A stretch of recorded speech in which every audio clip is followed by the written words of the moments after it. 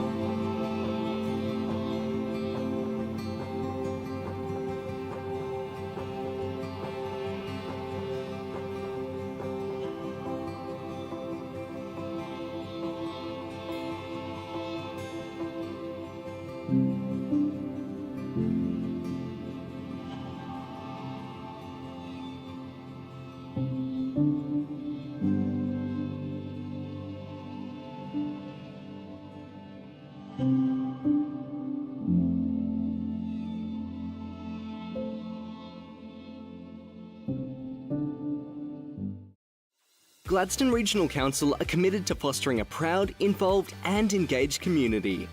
The Gladstone Regional Council Community Investment Program provides financial support to local community initiatives, projects and events which promote community connections, regional enhancements, community celebrations and community education. For more information on the Community Investment Program, visit gladstone.qld.gov.au. Gladstone Regional Council. Connect, innovate, diversify.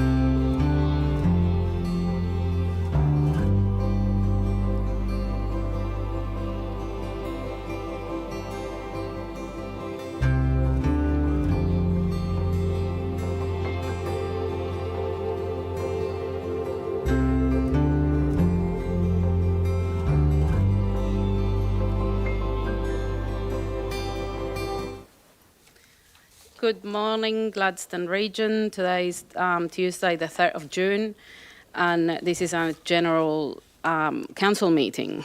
So hello everyone online, here on the gallery, and to my fellow colleagues. And thank you, Josh, from the control room there. Our first order of business, we have, as our acting mayor at the moment, I'm going to do a quick summary of the statement of current issues. We do apologies first. Yes. Apologies, we have it here. As I mentioned before, the Mayor, Matt Burnett, is away, and that was already resolved a couple of meetings ago. We do need a resolution for Councillor Davis.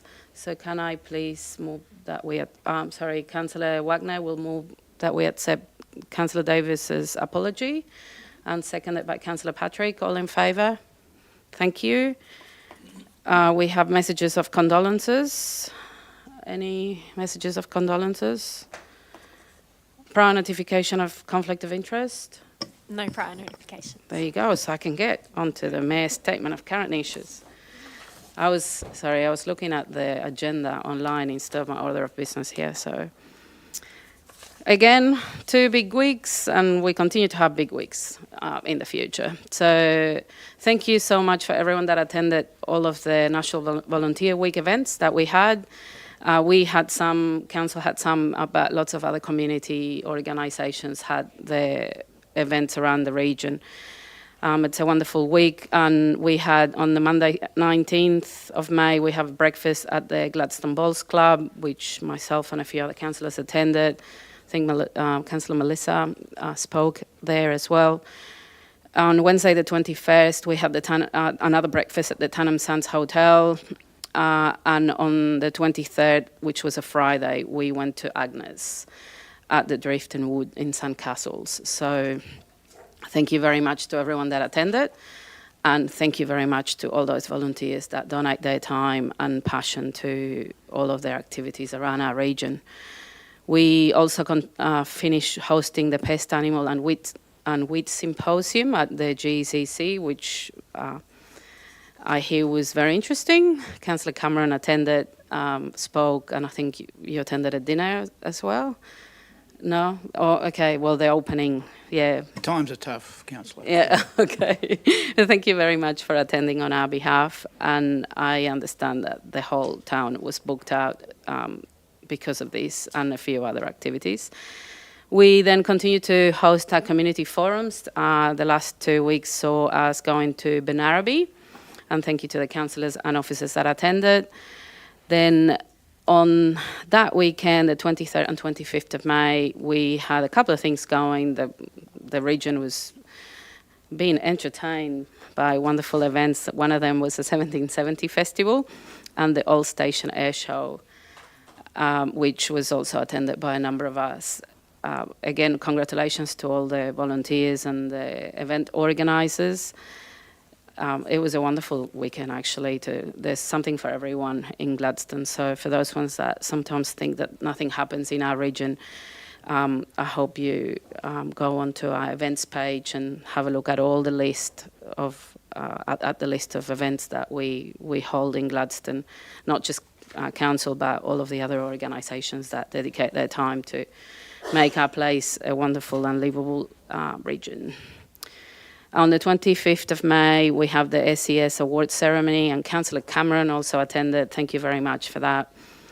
And National Reconciliation Week just finished yesterday, so we had a number of events around the region, and I'd love to acknowledge our traditional owners of the land in which we meet today, and hope that they had a very insightful and Reconciliation Week, the same as for all of us that are not from an Indigenous background, that we have had the opportunity to reflect and learn on our history. From the 27th to the 29th, myself attended, and a couple of our officers attended the LGAQ Disaster Management Conference in Brisbane. which was very well attended, and there was lots of connections and learnings. So thank you, Emma. Emma, our officer, also had a presentation.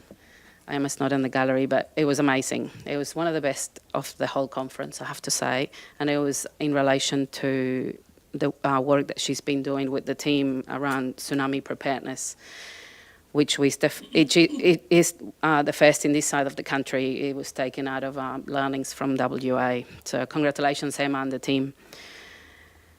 On the 30th of May, we also had the Council biggest morning tea, and Councillor Cameron again attended, but we have been attending lots of different events, and as I said, I went to the 1770 Festival, but Councillor Leanne Patrick also went to the opening of the art show.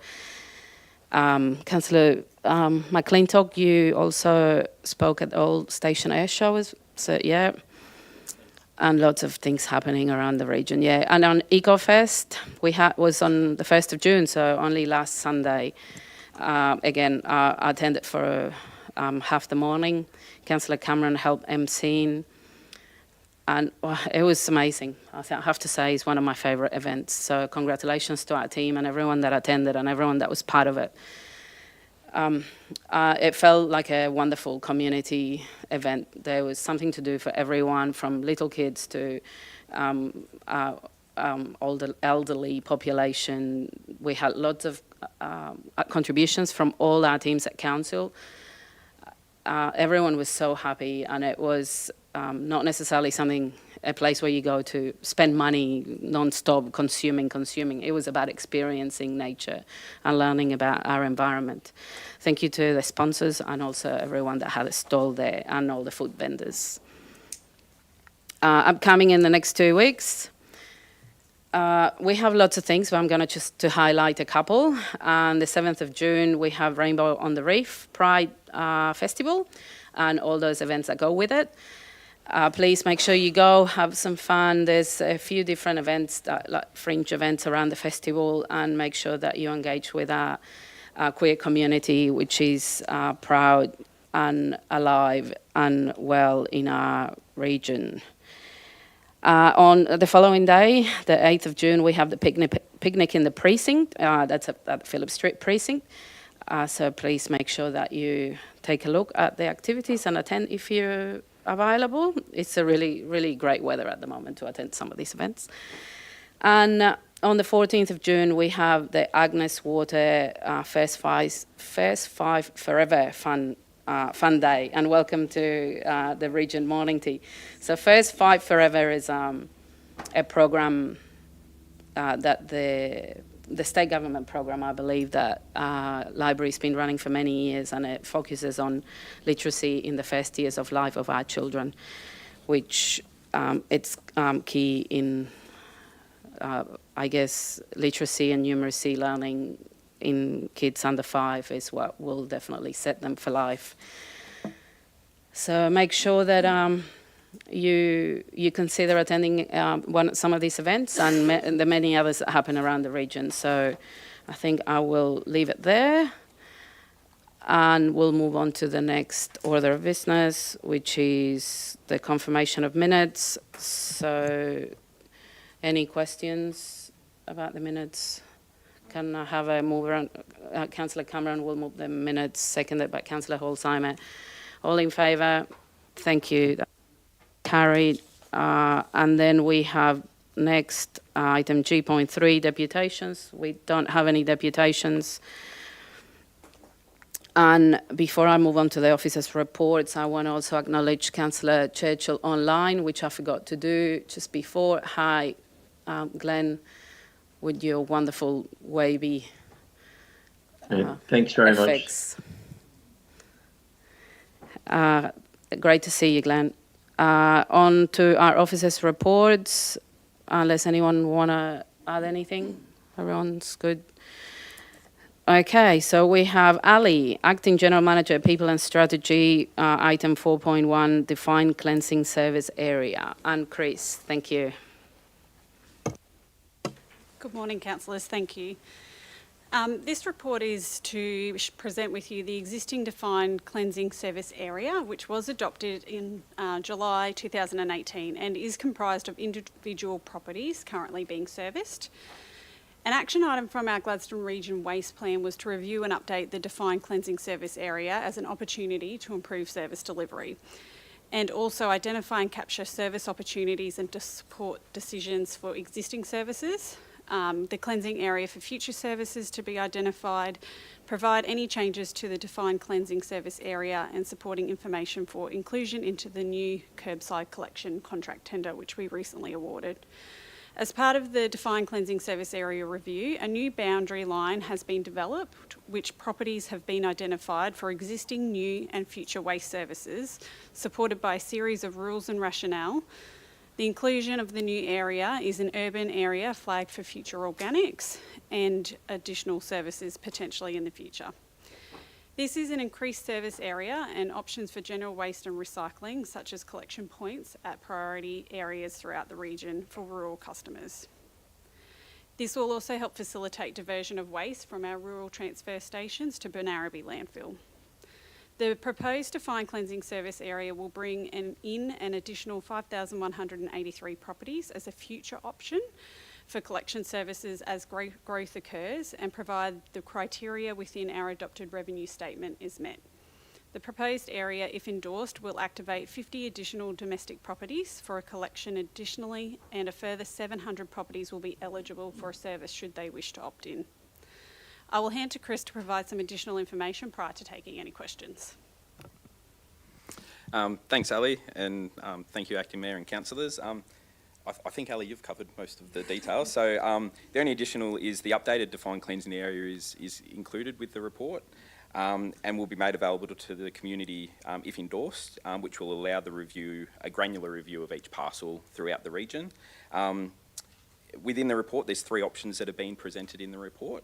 And also note that there's no change to the current frequency of servicing is being proposed, so it's the same frequency that we complete today. And I'm happy to answer any questions if there's any. Sorry, my microphone. I'll go to Councillor Churchill first, and then we'll have Councillor Patrick. Thank you. Yeah, good morning. Thank you very much for that. Thank you, Ali. Thank you, Chris. We do appreciate that. I've got 2 quick questions. The first question is I'd like to get an understanding of the recent announcement by the Crisafulli State Government that related to waste and support for the waste levy. And I'm totally supportive of your recommendation. In actual fact, Madam Chair, I'd be extremely pleased to move the option 1, but based on this has been a long time coming, I just want to get an understanding at this stage as we go forward in relation to the waste levy, because there was a lot of conjecture last year during the last 12 months budget about the waste levy. We've heard this announcement of 140, 150 million or thereabouts from the Queensland Government. I'd just like to know what we're doing proactively in relation to the opportunity for that. And the second question I have, hopefully can be a quite simple one by the officers, is that there is still a little bit of mixture of different coloured lids on the bins around our region, whether they're green, whether they're yellow, whether they're red, and also some of the bins, and no disrespect, some of the bins are still sitting there from the Gladstone City Council, which was part of the changeover of the amalgamation way back in 2008. So hopefully the second one is a simple answer. The first one might be a little bit more complicated, but happy to hear a response. And Madam Chair, I'm very keen to move option number 1 if you give me that right. Thank you. Of course. Can I please have a second there? Councillor Cameron?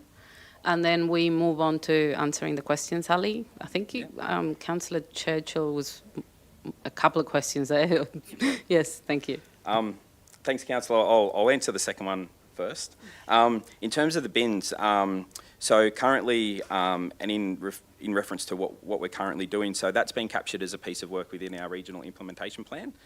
There's current funding available from the state in the GrowFogo fund, And what that provides is an amount for each household where the bin lid isn't the right lid or the bin needs to be replaced. There's a funding amount to help us to complete that activity. So that's a current activity in our regional waste implementation plan. So that's something that we'll propose and undertake within the next year or two to complete that work. Going back to the first question, bit more parts to this one. Currently the Queensland waste strategy is open for review and consultation. So a couple of the elements that you spoke to there, Councillor, are actually components of that piece of work. There's a couple in there that the state's seeking feedback on the levy mechanism itself. So we have the opportunity to provide feedback for what we feel that looks like from an individual council, a ROC perspective, and a broader perspective as well. They're seeking feedback on the levy mechanism as part of this consultation, and then following the finalisation of that strategy, they'll move on to adjusting and making changes to the waste levy itself. There's been a funding announcement as part of the draft waste strategy review of $130 million to help support infrastructure for waste in Queensland.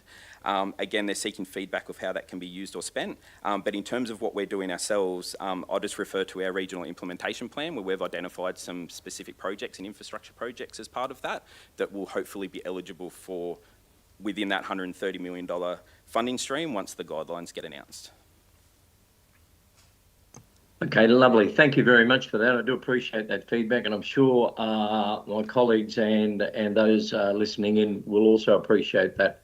So can I suggest at this stage, $130 million is not going to be enough for the whole of Queensland. Somewhere in amongst this, we need to be considering an advocacy or perhaps an LGAQ motion to ensure that there's that 130 million perhaps should be an annual contribution in partnership. Remember, in partnership with the Queensland government, with the Crisafulli government, to make sure that we're being proactive to try and ensure that general waste, green waste collections can be effective, not only for our region, but our other regions. So I put it on record now. 130 million is certainly welcome for local government, but when you consider all the local governments in Queensland, and we're being very, very proactive on this, and I know there's a lot of work, it's a bit like the duck on the water. There has been a lot of work done to get to this stage, but we're still not there. And I'd be proposing at a later time that we need to consider putting up a motion to the LGAQ, or it might already be being done by the LGAQ executive on an advocacy to ensure that there is an annual commitment from the Queensland government. But thank you, Ali. Thank you, Chris. Thank you to everybody involved. I think this is a defining moment today to get to define the cleansing service area in our expansion of the waste demands for our region. Thank you. Thank you, Councillor Churchill. I definitely agree with you. I did the math last time, and it's about 1.6 million per council, considering the 77. And when you divide it by Queenslanders, it's about $23, $24 per head. So it's certainly welcome, but it's not enough. So, Councillor Patrick. Thank you, Acting Mayor. Morning, Ali and Chris. Thank you very much for presenting that information to us in that report. I too believe that we are being really super proactive in this area, so congratulations. As we know, population grows, services are needed, and being proactive and being aligned with what the state government is requiring from local government and its residents is really important. I do have a question. I do really like option 1, but my question is with option 3, adopt and apply the new defined cleansing service area from the 1st of July with a transition period for activated existing domestic properties. We do know from this report that some other residents who aren't currently serviced will be serviced. What would that look like? Given that this would be, option 1 would be effective from the 1st of July 2025, which if we went with option 1,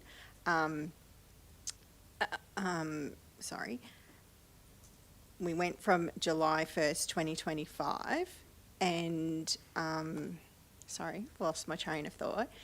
And the second one would be a transition. So I'm just conscious of the costs involved, or the possible costs involved for the residents who would be being included now in this service. So can you walk me through that? Did that make sense? I hope so. I think so. Sorry. So in terms of the option 1, what that would be, there's approximately 50 properties that is mentioned in the report. For option 1, from the 1st of July 2025, they would be allocated a waste service. So for the next financial year, they would see that cost represented as a service cost on their rates.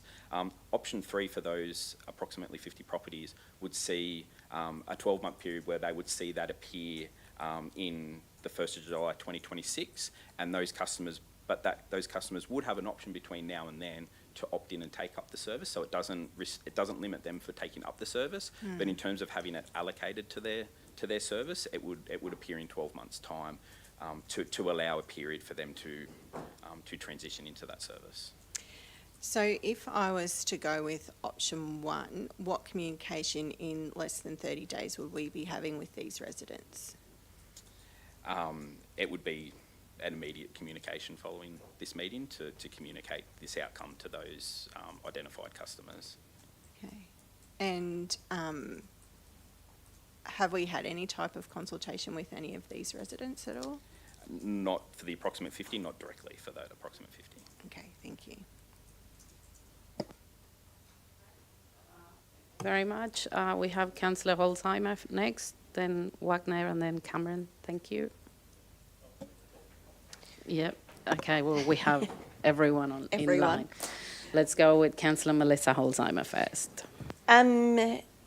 The communication strategy, which I think Councillor Patrick touched on a little bit as well, my concern is that if we go with option 1 as well, is that in 4 weeks' time, people are going to actually be experiencing that cost and that hit, and that's a really quick time frame for GRC to actually implement, as well as people to digest that new information as well.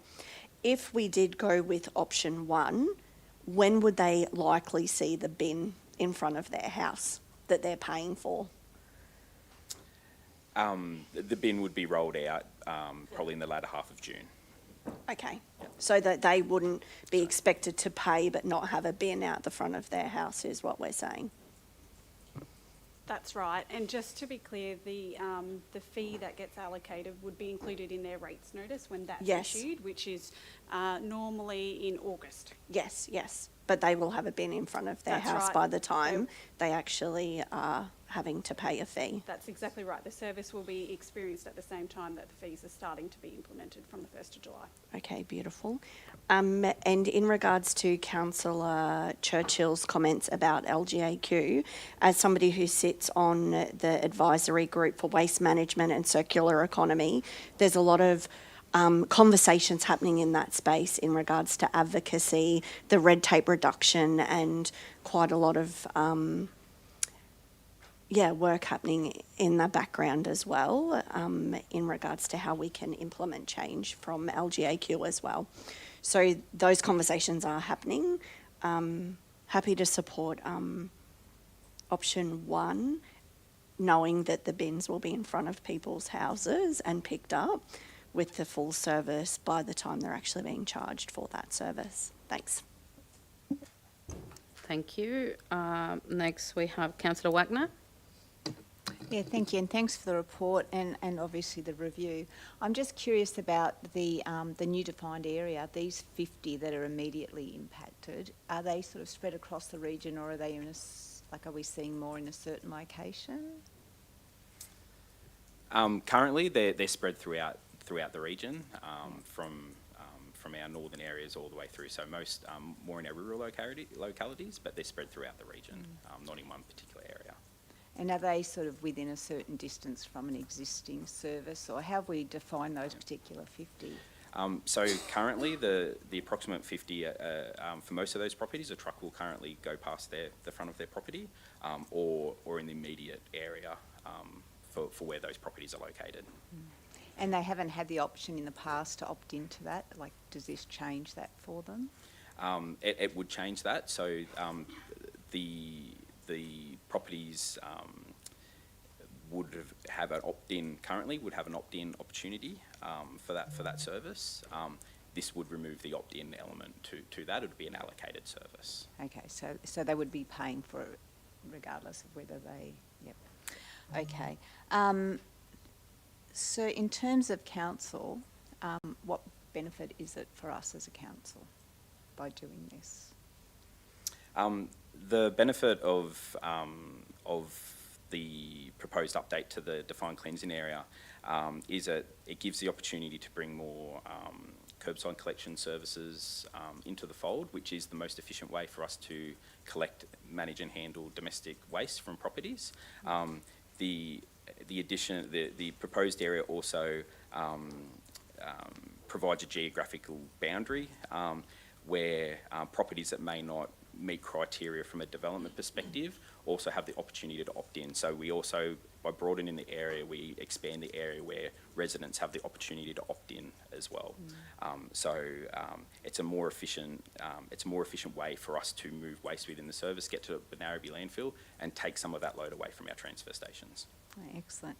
No, so it's been well thought out, and you know, obviously it is the move towards the future, which is great. So I do commend you on that. I am still a little bit concerned about imposing it right now with 30 days, and as a result, I'd like to give those 50 households the opportunity to, I suppose, phase it in over a year. So I'd like to move option 3 if that's a possibility. We will have to vote on, we have a mover and a seconder, and if that it's not carried, then we can definitely go to your option. But Okay, thanks. Sorry. I get it. But I guess everybody, we're still having discussions. So have you finished asking your questions, Councillor Wagner? Okay, Councillor Cameron. Yes, thank you, Councillor. Look, I'll just a point there that option 1, as it sits now, that aligns with the budget that we've been working through. So there's an alignment with that. The 50 people that will receive this bin, they will be getting the service before they pay for it. So I can't see there's an issue with that, because that is picked up within the rates. The rates come out, as we said, in August. They probably won't pay it until September. There's 60 days to pay. So there's a fair bit of a grace period there. I don't think there's any issue with that. Just a quick question. I know you've probably told me this, but I'm getting on in age and I've forgotten. 8,700 new base parcels. What's the definition of a parcel? Liz, is that something that you I might knew be able Liz to would help know. with? Yep.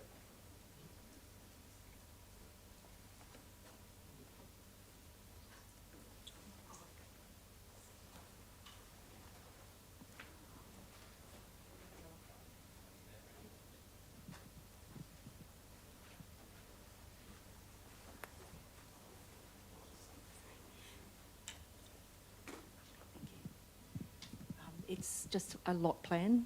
Sorry, may you say your name and your role? Oh, just sorry. for people watching, thank you. Elizabeth Steele, I'm forecast analyst in the asset planning team, and was involved in this body of work to update our cleansing area. Thank you. So the base parcel is just for a GIS map boundary. So your home would be on a base parcel or a lot plan. So we've got around 8,000 coming into the defined cleansing service area.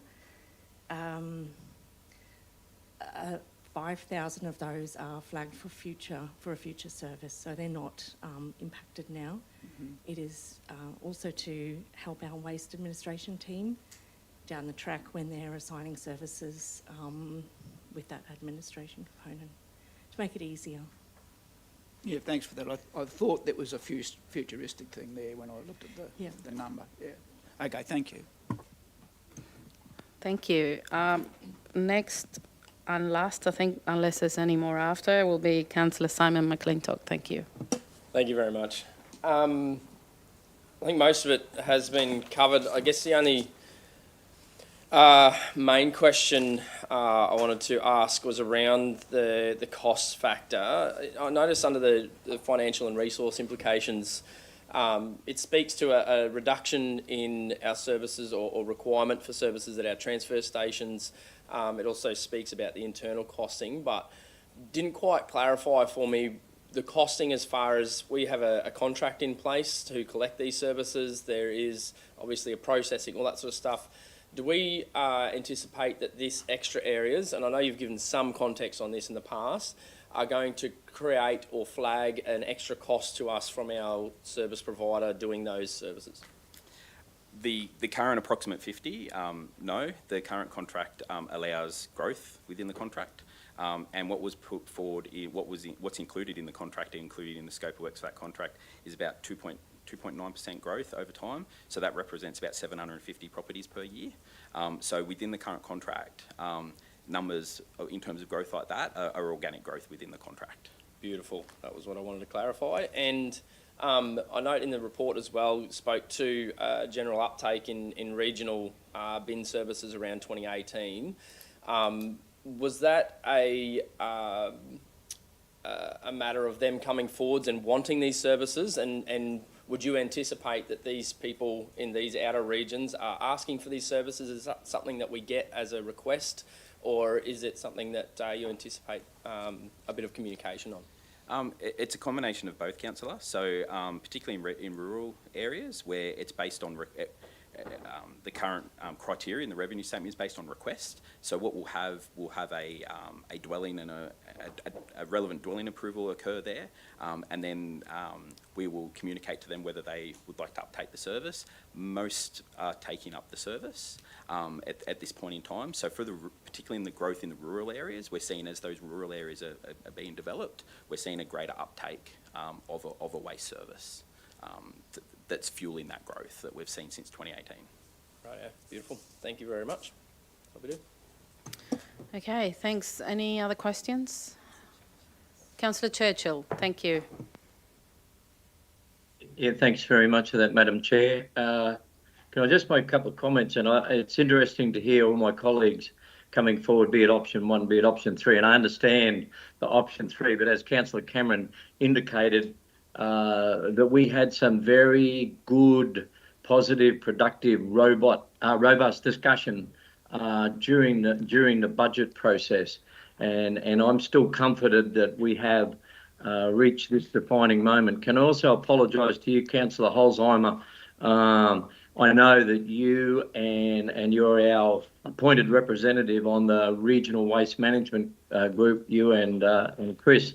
Can I also acknowledge the past councillors that have been doing a lot of work, in particular past councillor Rick Hansen. A lot of work has been done to get to this milestone, which obviously we're going to see some greater outcomes going forward in waste management. But I believe we must not waste any more time going forward. I believe that those 50 that Councillor Patrick and appropriately Councillor Wagner have raised, they will get that option, and that's been part of the previous discussion. And as Councillor McClintock's indicated, we've arrived at this spot now in our budget process.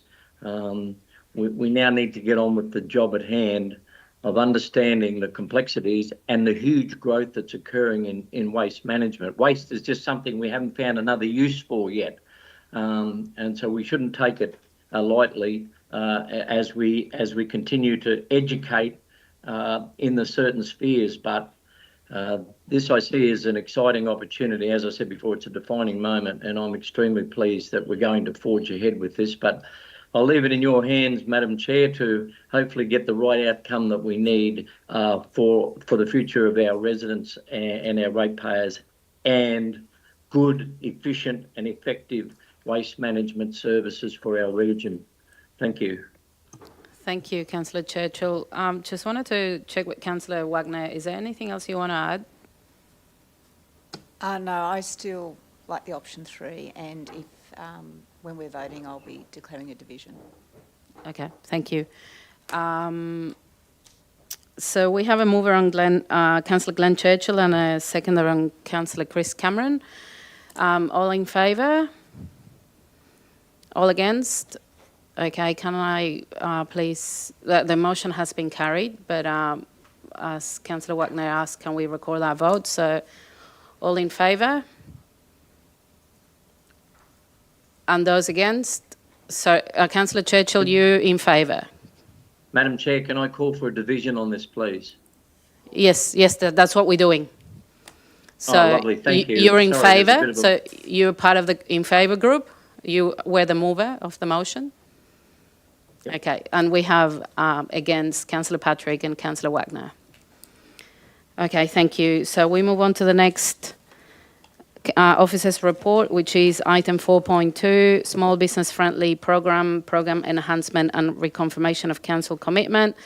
And this is will also be presented by Ali Moore, Acting General Manager, People and Strategy. And I neglected to mention that in the mayoral statement that we attended the business friendly conference. Councillor Patrick went, and Christy, and also a number of our CEO.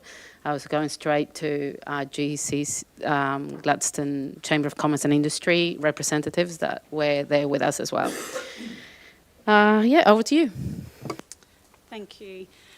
So this report today is for you to receive an update showcasing our small business friendly program to date. As you know, small and family businesses are at the heart of our state and local economies and communities. They generate jobs, drive local activity and contribute to our livability.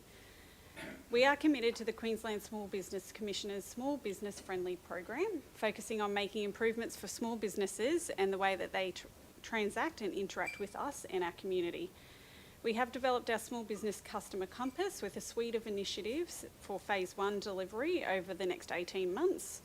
And throughout this, we will continue to engage with small local businesses and other enterprises like GEA, GCCI, GAPDL and DCTC to enable some small business success. I have Christy Marks, our Economic Development Specialist, with us, and she'll take you through some of the highlights that we've achieved recently. Thanks very much, Ali, and good morning, Madam Acting Mayor and councillors. Lovely to be here. To set a bit of a scene for you, as you know, small and family businesses remain the backbone for the Queensland economy. And of course, our own Gladstone region itself is home to around 4,000 small businesses. The Gladstone Regional Council became a signatory to the Small Business Friendly Charter back in August 2024, so less than 12 months ago. And since then, we've been focused on creating a more enabling and connected environment to help our small businesses thrive. A number of key objectives for the program are that we are committed to several outcomes, including strengthening community trust and business confidence, improving procurement opportunities for our local small suppliers, reducing the administrative burdens for small businesses, and then, of course, fostering regional economic resilience for our region. To guide our efforts, as Ali mentioned, we've developed a small business customer compass and have entered phase 1 delivery of the initiatives to be rolled out over the next 18 months. Recently, the Queensland Small Business Commissioner's Office conducted a refresh of the program, changing some language around a charter to a commitment, and that certainly reaffirms our commitment, and that certainly remains unchanged. A number of council-led initiatives to date include particularly focused on improved engagement, which is around hosting Meet the Buyer events through our existing supply chain engagement activities, such as the Gladstone Engineering Supply Chain Expo, the Gladstone Chamber of Commerce and Industry Business Expo and Twilight Markets, as well as a really strong presence with engagement stalls where local businesses can speak directly with our contracts and procurement team, as well as our economic development team. In terms of resource development, our council has just recently released a new Doing Business with Council, a Guide to Suppliers document. This is available in print and online with our website, and it's really designed to support local small business and supplier readiness. On the operational front, I must stop and recognise the amazing work being undertaken by our contracts and procurement team. And they've been undertaking to make really strong progress in our procurement space and truly embracing the small business friendly principles as a whole. So thank you to our contracts and procurement team. A massive milestone for the team has been transitioning to the CIA system in Technology One, which will streamline procurement, speed up payments and increase transparency. Further to this, council-specific supplier information sessions will be be developed over the coming 12 months to really strengthen that business confidence and capability, but also define really clear opportunities for our small business to engage with us as a council. Last month, May, was Queensland Small Business Month. We ran a campaign via social media and lit up the Civic Centre to celebrate our local entrepreneurs, as well as providing workshops to support economic literacy through REMPlan training. REMPlan is our economic demographic platform that Council provides, and there was some standalone community and business sessions that were run to really give businesses access to data on workforce, demographics and spending trends to help inform their decisions. And of course, we continue to harness our strategic partnerships and continue to partner and collaborate with key regional industry organisations, such as the wonderful team at Gladstone Chamber of Commerce and Industry, Gladstone Engineering Alliance, GAPDL and Discovery Coast Tourism and Commerce. Now, I certainly must pause and acknowledge our Gladstone Chamber of Commerce and Industries President, Samantha Devers, who is in the boardroom today, and acknowledge Sam, her board, and of course the Chamber's operational team, who work with us on a day-to-day basis, ensuring that the needs of the small business community are reflected in all the work that we do. With our initial small business friendly launch back in August, we conducted that in partnership and very strong partnership with GCCI, and we continue that partnership to date. These relationships across all of our industry organisations are absolutely central to reinforcing that we have a strong supply chain strength and ensuring that we're being responsive to our evolving business needs for the small business community. What really does speak volumes to me, and our acting mayor mentioned it earlier, is the fact that we have an active chamber who attended alongside council the Small Business Friendly Conference last week, hosted by the Queensland Small Business Commissioner Dominique Lamb. And while I note that Councillor Leanne Patrick will be providing a councillor's report later in this meeting with some specifics around that workshop and the conference, it would be remiss of me not to acknowledge the true collaborative approach that we are undertaking with our small business community that really makes a difference. Overall, our commitment to small business friendly program and our small business community is not just symbolic, it's really becoming embedded across our broader teams of council and the economic development programs and initiatives that we're driving.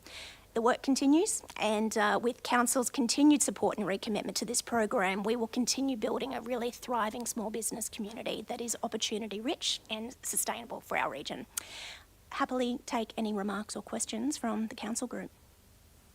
Thank you, Christy. That was a great summary and a bit of history. So I think I have Councillor McClintock first. Yep. Thank you, Madam Chair. Thank you. This is really great, very, very thorough, as was just mentioned. I think as I read through this and even listening through some of the stuff that you were just speaking to there, I do want to commend you and the team and the way that we're really embracing that small business friendly side of things when it comes to engaging with council. I think there's some really proactive things going on in that space.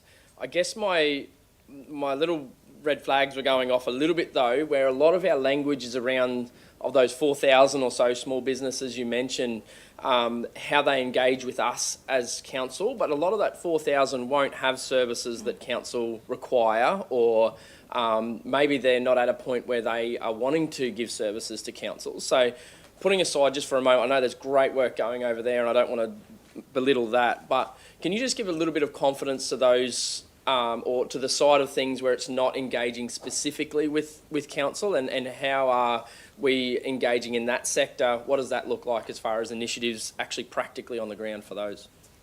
Absolutely, Councillor, and thank you. It's a very good point, because you're right. Not every single 4,000 odd business in the region is actively wanting to do work with government. So the holistic small business friendly program is designed to make doing business with council easier.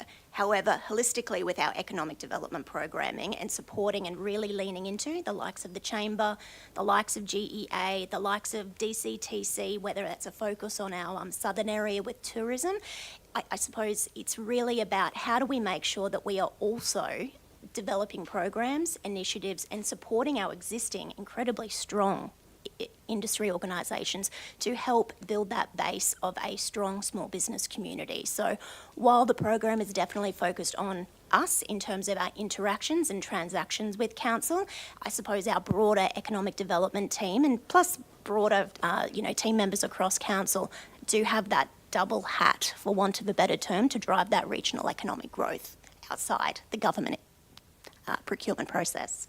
And I guess we're obviously early stages of this commitment, but it is that whole picture of those who engage with council. That's great, but it's an ecosystem, and a lot of these small businesses engage with one another, and whilst they might not have a service for us, they may actually need a service from one of the other small businesses. So I guess just wanted to reaffirm the importance of keeping them in front of our mind, and I guess the initiatives that are doing great stuff. Let's just make sure that we've also got stuff there for those others, and helping them understand, I guess, too, not just that we're doing it, but how do they understand how they can be benefited from it. So.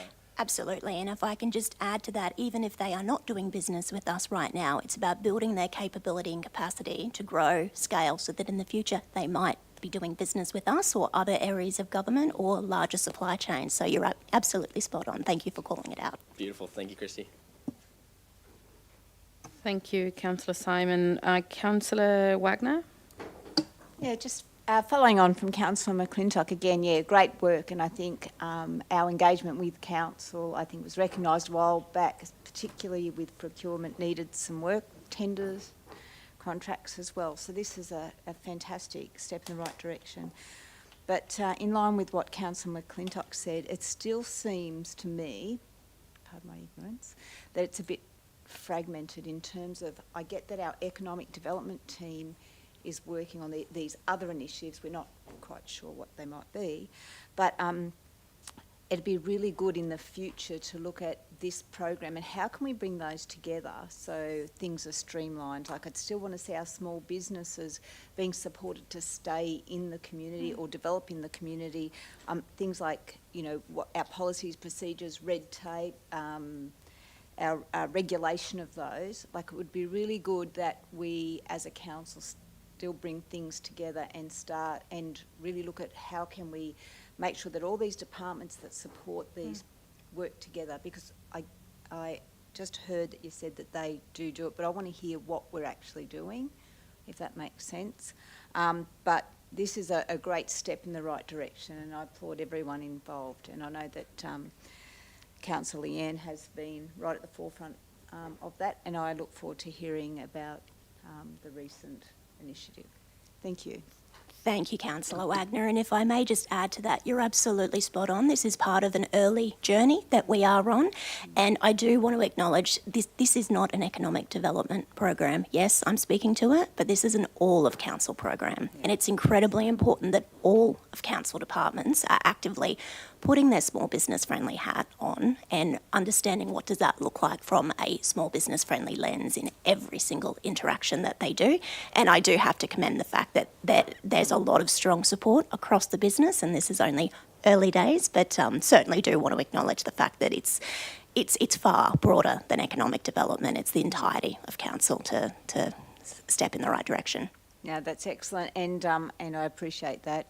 It would be also good to bring our disability action plan on board with that too, just as an aside. But thank you. Noted, Great thank job. you. Thank you, Councillor Patrick. Thank you, Christy. Great report and summary. As someone who, during my campaign, actively wanted to see this program introduced into council, I think as council's motto is innovate, diversify and connect, diversification is becoming crucial. That's something that we have heard at the Small Business Conference time and time again. Collaboration and diversification throughout not just southeast Queensland but regional and rural areas is really important, and having strong bases with our Chamber of Commerce, GEA, GAPDL, DCTC is really important. That is the collaborative piece, bringing everyone on that journey. It is still very early days for us. What I did see, which I can talk to a little bit in my report, but what I did see is many councils, particularly probably in the southeast Queensland, but across Queensland, have had this charter or now commitment for many, many, many years. I'd also like to acknowledge that our council doesn't have any funding for this type of program, that our council has made the commitment, and I commend this boardroom for agreeing to that commitment. It's becoming vital that councils look at that diversification.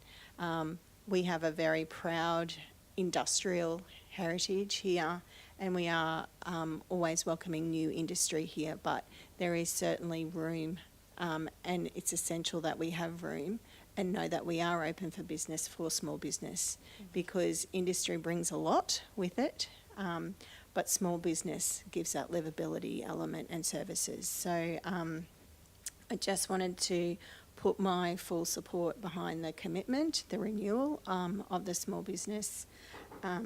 Well, they used to call it a charter, but it's now the small business friendly commitment.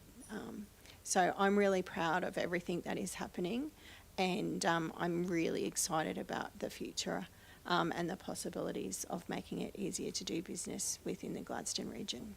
Thanks. Thank you, Councillor Patrick. I wanted to just ask a little question. Well, it's not a big question. It's a little question. Obviously we have Gladstone Engineering Alliance, the Chamber of Commerce and Industry, JPDL, DCTC. Could we, in future, I know it's not that straightforward, but incorporate some sort of communication with maybe some of those more traditional progress associations that we have in our region? For example, the Mount Larkin Progress Association, the Turkey Beach Progress Association. So they're, I guess, it's not necessarily 100% businesses, but traditionally they were, and there is opportunities for them to input into some of these activities. And also the Boyne Tandem Arts and Com, which actually does have commerce in its name. So, and if there's any other that I've forgotten, I'm sorry, but those are the first three that came to mind.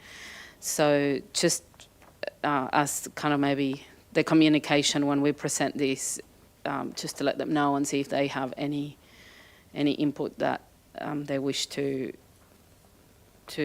send to us. Provide. Absolutely, Councillor. Yeah. Okay. I'm looking for a mover of the officer's recommendation. Councillor Patrick, a seconder. Councillor Holzheimer, all in favour? Everyone? So it's carried unanimously. Thank you. Thank you all. Thank you. Thank you, Christy, and thank you, Ali. We have Kimberly again. Welcome, Kimberly, our new General Manager of Customer Experience. Is this your first meeting? It is. Well, welcome to the boardroom. Yeah, when you speak, you gotta push the button. Push all the buttons. Yes, it is. Normally we don't, but when we're doing a live stream, you do. So, and Kimberly and Tegan will be talking to us about 4.3, adopted infrastructure charge resolution, proposed amendment number 3. Thank you. Thank you, Acting Mayor and Councillors. So Council is asked to consider amendments to the adopted infrastructure charge resolution number 1, 2015 to address an omission amendment number 2. This issue affects the calculation of charges for certain accommodation types, requiring clarification to ensure consistency. Specifically, accommodation long-term, which states a charge for relocatable dwelling site, omitting retirement facility, rooming accommodation and community residence. In addition, to assist with interpretation, 2 new definitions are proposed to be added to the dictionary, which is suite and vacant land. The recommendation is to repeal amendment number 2 and to adopt amendment number 3 effective 4th of June 2025, which resolves this oversight and improves understanding and workability of the charging regime. A broad review is also underway with further amendments expected by September 2025 once additional data is finalised. I would open for questions or comments. Yes, Councillor Wagner. In a nutshell, what was the issue? Yep, so briefly, the issue was about the calculation unit rate for some of the particular use being a little bit ambiguous. So it really just locking down very clearly with definitions and specific per unit or per bedroom or per... But what does it relate to? Like these like relocatable or like, can you just... Yep, so it relates give me to... the dumbed down version, please.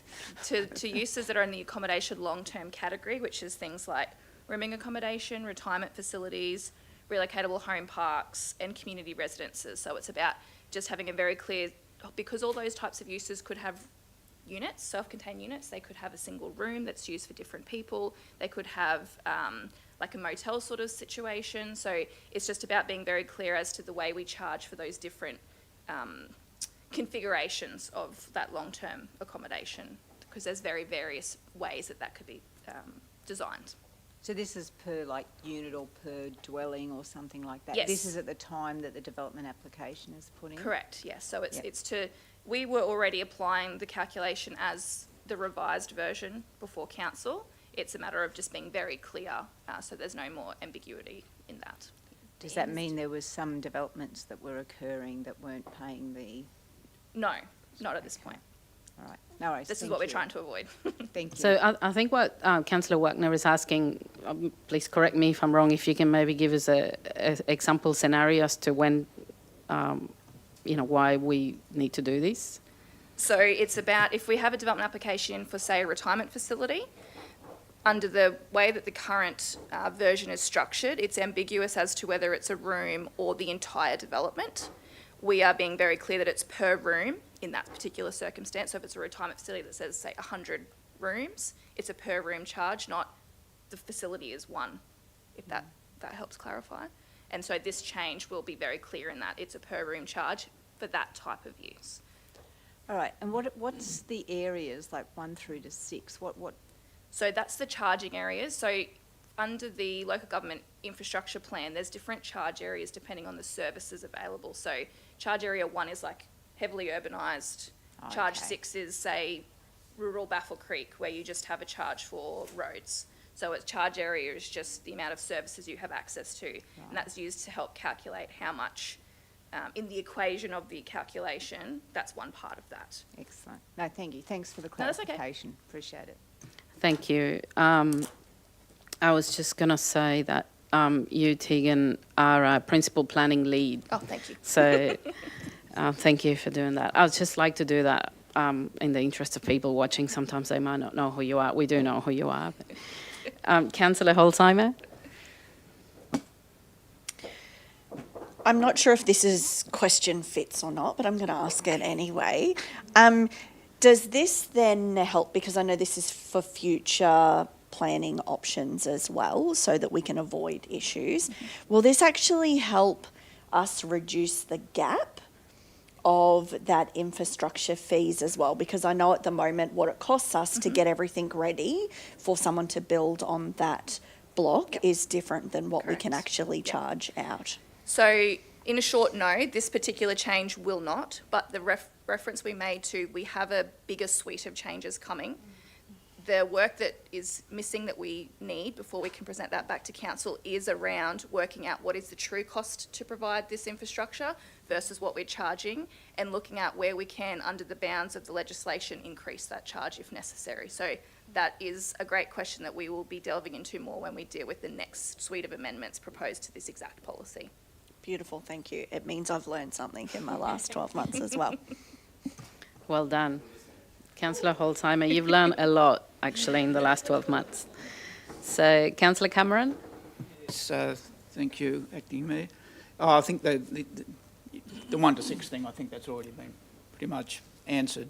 So, for instance, if you've got a hotel situation where you've got individual rooms, but they're serviced, they've got a toilet, a basin, that's one thing. Then you've got a boarding house type thing, or backpackers, where you've got several rooms, but only a... Correct. Is this where this gets all divided up? Yes, yeah, so that's what's allowing, the issue that we have now is that the long-term accommodation category can fit all of those things. It can fit a retirement facility that has, a 3-bedroom self-contained unit, but it can also fit a rooming accommodation or backpackers that could have, many, many bedrooms in a shared toilet facility.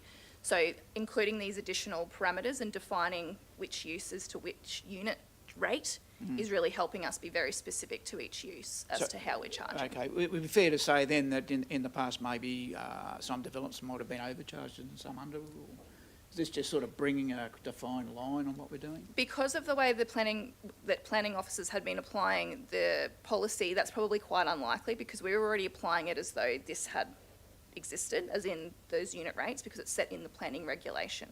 So all we're doing is clarifying and being very specific, so the way we were already charging is reflected in that policy very, very clearly, and not So it's ambiguous. just a visibility thing more Correct. than anything else. Yeah. Okay. Probably an aim to try and somewhat simplify the complex by being a little bit more transparent in the charges. Yeah. Yeah, okay. And the reason we've brought this now instead of later is that it really needs to be clarified now, because we are getting a lot of these types of uses coming through the retirement facilities, the rooming accommodations, those types of uses, rather than wait another 6 months potentially to do the bigger suite of changes. Yeah, and I wait with great interest to see what you're going to do to the infrastructure charges. It's lovely housing crisis. What are you going to do? Put up the infrastructure charges? Beautiful. Another story for another day. Thank you. Yeah, well, we might just have a discussion about who has to pay for them, which is not always our ratepayers. It's quite often your developers. Yeah. Councillor McClintock, you still want to ask a question? Yes, thank you. I just wanted to confirm a couple of things. One was, I think you've already clarified it, there was a lot when I read the attached document, there's a lot of stuff in there, and trying to figure out the bits that have changed and which hadn't. This amendment doesn't necessarily increase changes, this just clarifies changes, just to confirm that. There is Excellent. no increase proposed as part of this change. Great. As I said, we are holistically looking at cost to provide services and what the charge is, but that is not what we're doing today. I know you spoke around that, but I just wanted to hear it really clear. Can you perhaps just explain the definition of suite a little, in the fact that I know what you were just speaking to, and that's what I interpreted from the report as what you were trying to do is really create clarity. Mm-hmm. My concern is that suite is perhaps not doing that if we don't define it very well, because suddenly a suite could be all sorts of definitions depending upon who you're speaking to, and it may leave that opportunity to be defined under two different categories. And so what we're trying to do, if you correct me if I'm wrong, is to try and make sure that it's really clear so that you can't say, well, you picked on me and you didn't pick on them and they got through that and we didn't get through that. So can you just give me a bit of confidence around how we're defining that and how we're making sure that it doesn't just come down to the person doing the application assessment, thank you, that's going to define that? Yep, so the definition of suite is in the policy, but it's also in the report. So it currently, the definition is that it means a single room or a set of connecting rooms that can operate as a single occupancy or single tenancy. So that's where you see, say, a motel. You might have a single room that's the bed, the bathroom, and a little kitchenette. Or it may be sometimes how you see rooming accommodation, where it's literally just a bed in a room with no bathroom. Different to, say, a 3-bedroom unit, which is contained in itself and occupied, whether it's short-term, if it's rented or, occupied permanent. It's in itself one unit. When we get an application lodged, that's something that we look at straight away. So these types of applications, we would go through and see, can we define what's a suite? And if we had any issues with that, we would be negotiating that through with the applicant through the process, because the infrastructure charges doesn't happen until we issue our decision. So clarifying suites, number of units, whatever clarification, we're doing, we would do that through the assessment process. Previously, there was no definition for suite, and that is the reason we have introduced that there's that ambiguity. And I guess my concern, I hear your confidence, and I love it. My concern stems from, my beautiful grandma is in a retirement village, and the difference between her setup and a home with a few rooms is very, very minute in terms of tangibility, but making sure that that's really clear, that we're able to articulate that, I guess, across the line, that it's not just a 5-bedroom home for the elderly. This is a suites, or this is a room. So yeah, I just wanted to make sure we don't create more issues. Yep. You referred before to this being charged out per room, which I'm assuming is per suite. Mm-hmm. And so even the language between the two, it can be a little bit confusing for people. Are you talking about rooms or suites, or what is it? So just making sure we've got alignment of that language if we're going to introduce something like that, that's really, really clear to those who are going to utilise it. And it depends on the overall arching use definition too, remember? So you have your use definition, so you could be a retirement facility, you could be a motel, you could be a multiple unit residential. So the way those uses operate, some of them will not have suites, say multiple unit residential, they're self-contained units. So we're just talking about units, number of bedrooms. Right. We don't have to use the suite definition. It's really in those instances where it's a dual key motels, rooming accommodation, where it is a little bit more ambiguous in the current policy. Great. And the only last little piece of clarity I wanted was around the nature-based tourism. Seems to be a bit of an outlier as far as why it's segregated away from so many other types of tourism. Yep. Is that from, I might be missing something that we've done previously? Was that a push we're trying to do, and similar to our small business friendly stuff? Why is that segregated from the rest of it? Is it to make it cheaper? Is it to make it, what is it? So nature-based tourism is a planning use. So it's different to, say, a caravan park. It's different to, say, a tourist facility. Nature-based tourism has to be tourism about some sort of natural feature of the site that you are on. So sometimes it could just be a tourist attraction. It could be come and see the waterfall that we have on this site and there's a cafe there. Or it could be we have campsites and we do nature interpretation and we have, integrated natural processes, et cetera, et cetera. So the reason we've changed the category for that is to allow for that broad possibilities that could happen under nature-based tourism. Previously, it's really the current policy assumes it's accommodation-based, but our experience is that it doesn't necessarily have to have accommodation attached to it, which then makes it difficult when you're looking at charging, because it's a per unit charge, which isn't really applicable in all instances of what that use can encompass. Does that help? Yeah, so essentially what you're saying is that it makes it apply a lot better, but also it could be a lot more expensive for someone under that previous arrangement to do something very simple to engage with that nature side of things. Okay. It allows that flexibility where we can apply a more reasonable charge based on the specifics of that application. So making it more affordable. Great. Thank you. Thank you, Councillor McClintock. Well, it gives us, it's just a constant challenge when new types of developments or businesses or users come up. They're not always in line with what traditionally land was used for. So I don't know if it'd be cheaper, but it will definitely be fairer. Fairer is probably a better word for it. And I guess what I'm leaning mentally towards is, you're right, it is ever changing, and do we get to a point where our planning scheme has 47 different minute categories and then it becomes very complicated for anyone to navigate again? And so keeping it under an umbrella has its complexities, as you just articulated, but not getting so minute with the specific definitions that it becomes complex. Yeah, definitely. So any other questions? Councillor Churchill, are you good there? Can I ask for a mover for the officer's recommendation? Councillor Cameron, can I have a second there on Councillor Holzheimer? All in favour? Thank you very much. That's been carried. Thank you, Kimberly and Tegan. What is it, 10:10? Okay, so we will go to 4.4, general sole suppliers for next financial year, and we have General Manager, Finance, Governance and Risk, Mark, and hopefully we'll introduce Chiara?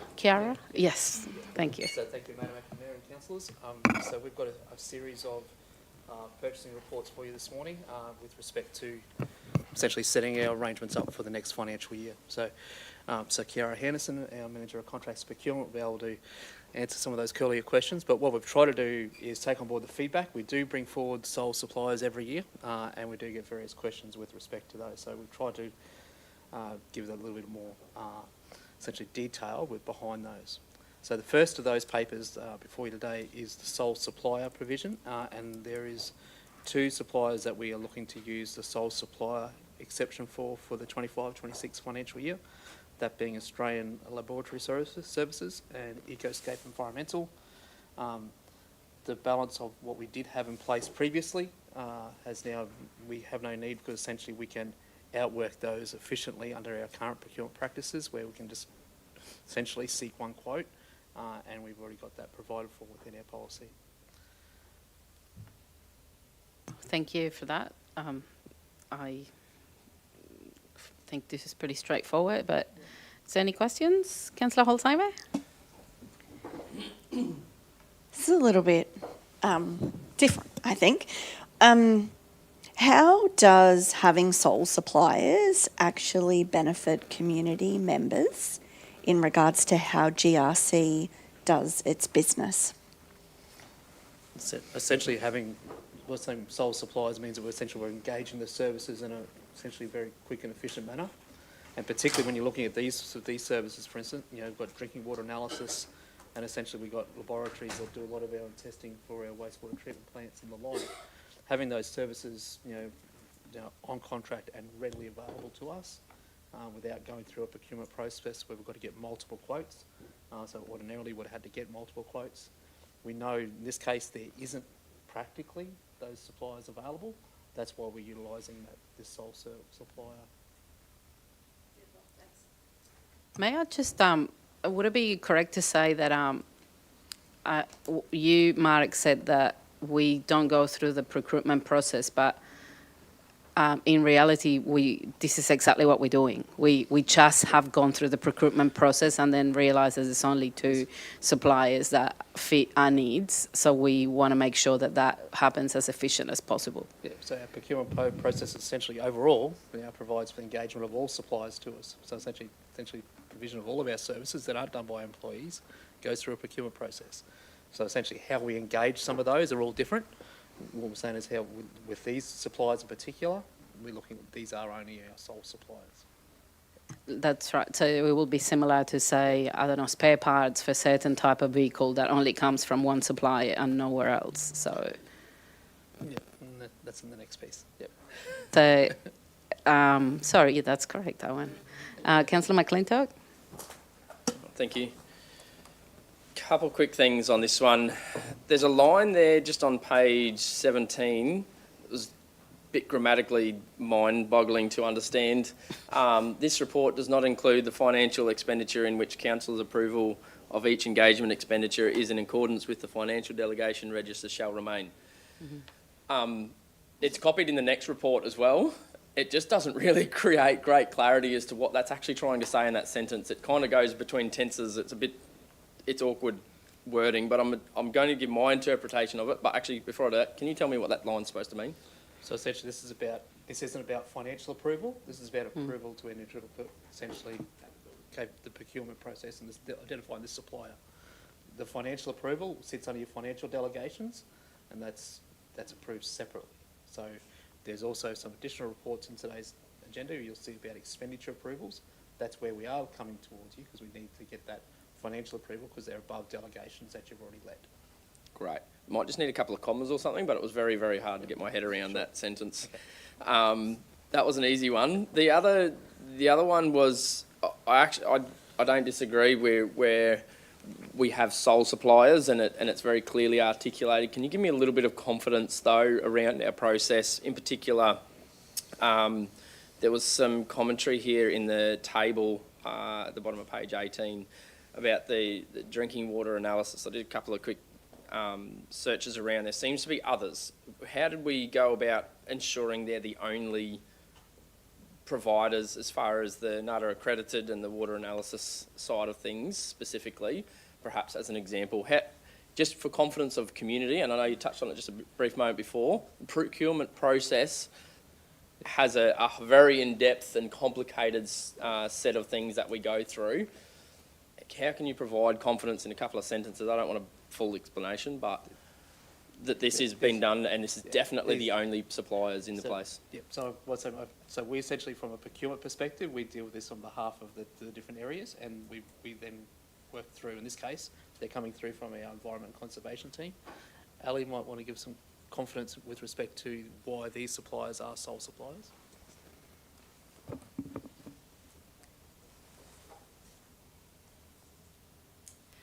So these ones would be sole suppliers because with a lot of the samples that we take, there's withholding periods.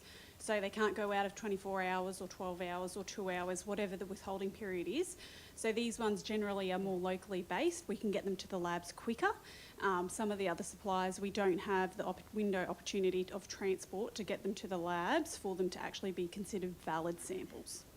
Okay, so timing is a big part of it. Massive part of this. Yeah, and we're really confident these are the only ones in, I guess what I'm coming to is confident these are the only ones in our region.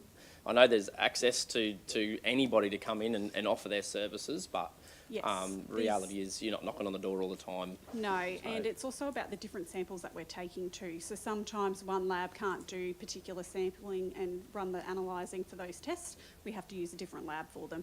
Sometimes our licensing requires that we use duplicates, and so we'll actually send the same samples off to both labs to be analysed just to make sure that they're in compliance and we're getting the same results. And I guess for community confidence too, I do note that there's a lot of people, movement within the in and out on this report as well. It's being reviewed every 12 months. That we're going to do a thorough process of reaching out and looking for those other people every 12 months or so. That's right, and always looking at opportunities around if our sampling process needs to expand, what does that look like? What are those efficiencies from a cost perspective and opportunities available to us? Great, thank you very much. Thank you, Councillor Simon. Councillor Leanne Patrick. Thank you, Acting Mayor. Thank you for that report. Simon has eloquently asked the question that I was wanting comfort on and also expressed that the 12-month review taking place, and we can see that's very much an active thing and will also allow opportunities if and when different companies may wish to do business with us. So I'm actually happy to move this report. Sounds great. Can I have a second there? Councillor McClintock, is there any other questions? Councillor Glenn, are you voting yes or? Okay, all in favour? Nobody against? Thank you, that's been carried. I think we're going to have you here for almost the rest of the meeting anyway. We'll do one more and then we go to morning tea, if that's okay. 4.5, general specialised suppliers. Back to you, Mark and Chiara. Thank you. Thank you, Madam Acting Mayor. This item is with you to consider some general specialised suppliers for the 25-26 financial year.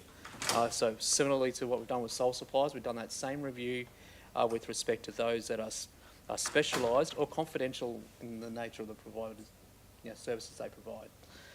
There is a large number of that list, and then we've got evidence of that review in the attachment to the report. So again, this is part of that reaching out across the business and reviewing essentially what are the needs of the business and how do we support delivery of those services. And sometimes they are through specialised suppliers, and this essentially gives that approval for the next financial year. Questions? Councillor Wagner? Yeah, I suppose a bit along the lines of the last one. There's a couple in there that I'm struggling with, I suppose, in that I see that the media ones in particular, and I get that there is a limited here, but I see the Gladstone News as being dropped because of the amount, the under 15,000, and then we're putting in the other newspaper in town. I also see a newsagent that provides subscription. I'm just wondering does this just last a year, and how long have we got contracts with these people already that is, I suppose, predetermining that we need to stay with them or do this? Yeah. So some of these engagements have multiple different contracts and purchase orders associated with them, but under the regulation you also have to declare if you have an engagement that's a reoccurring service with that provider over a 12-month period, and if it's a specialised where we haven't sought multiple quotations, you also have to declare it. So in regards to the news agency piece, I'd have to try and find it. But yes, if it's less than 15,000 as part of a total annual spend, it's obviously been dropped off based on our updated procurement policy. However, if we have more than a spend of $15,000 with that provider for reoccurring services, it has to be declared as a specialised supplier. Yeah, so this one I think is still in, and I'm just wondering though, does that limit us as to where we can head in the future? That's and also the media ones, I haven't seen in my time here a media marketing plan to see where we've really reviewed and looked at, where we are, what we are using, because there's radio stations in there too, and it seems to be all of them, which is interesting. I get that we've got like the animal rescue contract, because we've got a contract for 7 years. Like that one there I'm comfortable with. I see the Red Eyes 2027, comfortable with that. But it was probably, there's also transport companies in there. I see we're dropping one off and putting others in there. So we've got Cat and Bat, Gladrock, Team Global Express. Do they provide different specific services for us now? Like, what's their point of difference, or why are we, Yeah, so essentially different suppliers will have different contracts with different, essentially, delivery companies. So what this does is essentially enables that smooth, essentially, delivery of services. And so goods might be coming from Rockhampton, Brisbane, interstate, and they might only have particular arrangements with, essentially, a provider. So depending on where that transport provider's running, it just provides that, essentially, efficient engagement of those. So if we've got a regular engagement in a department, engineering people are buying equipment from Brisbane, for instance, and we've got a certain supply that we've approved on this list, what happens if we've got someone in another department, parks? Could this then mean they go, oh, they're a supplier on this list, we'll just get them? Or should they still be doing their due diligence and getting a couple of quotes to get what they need provided here?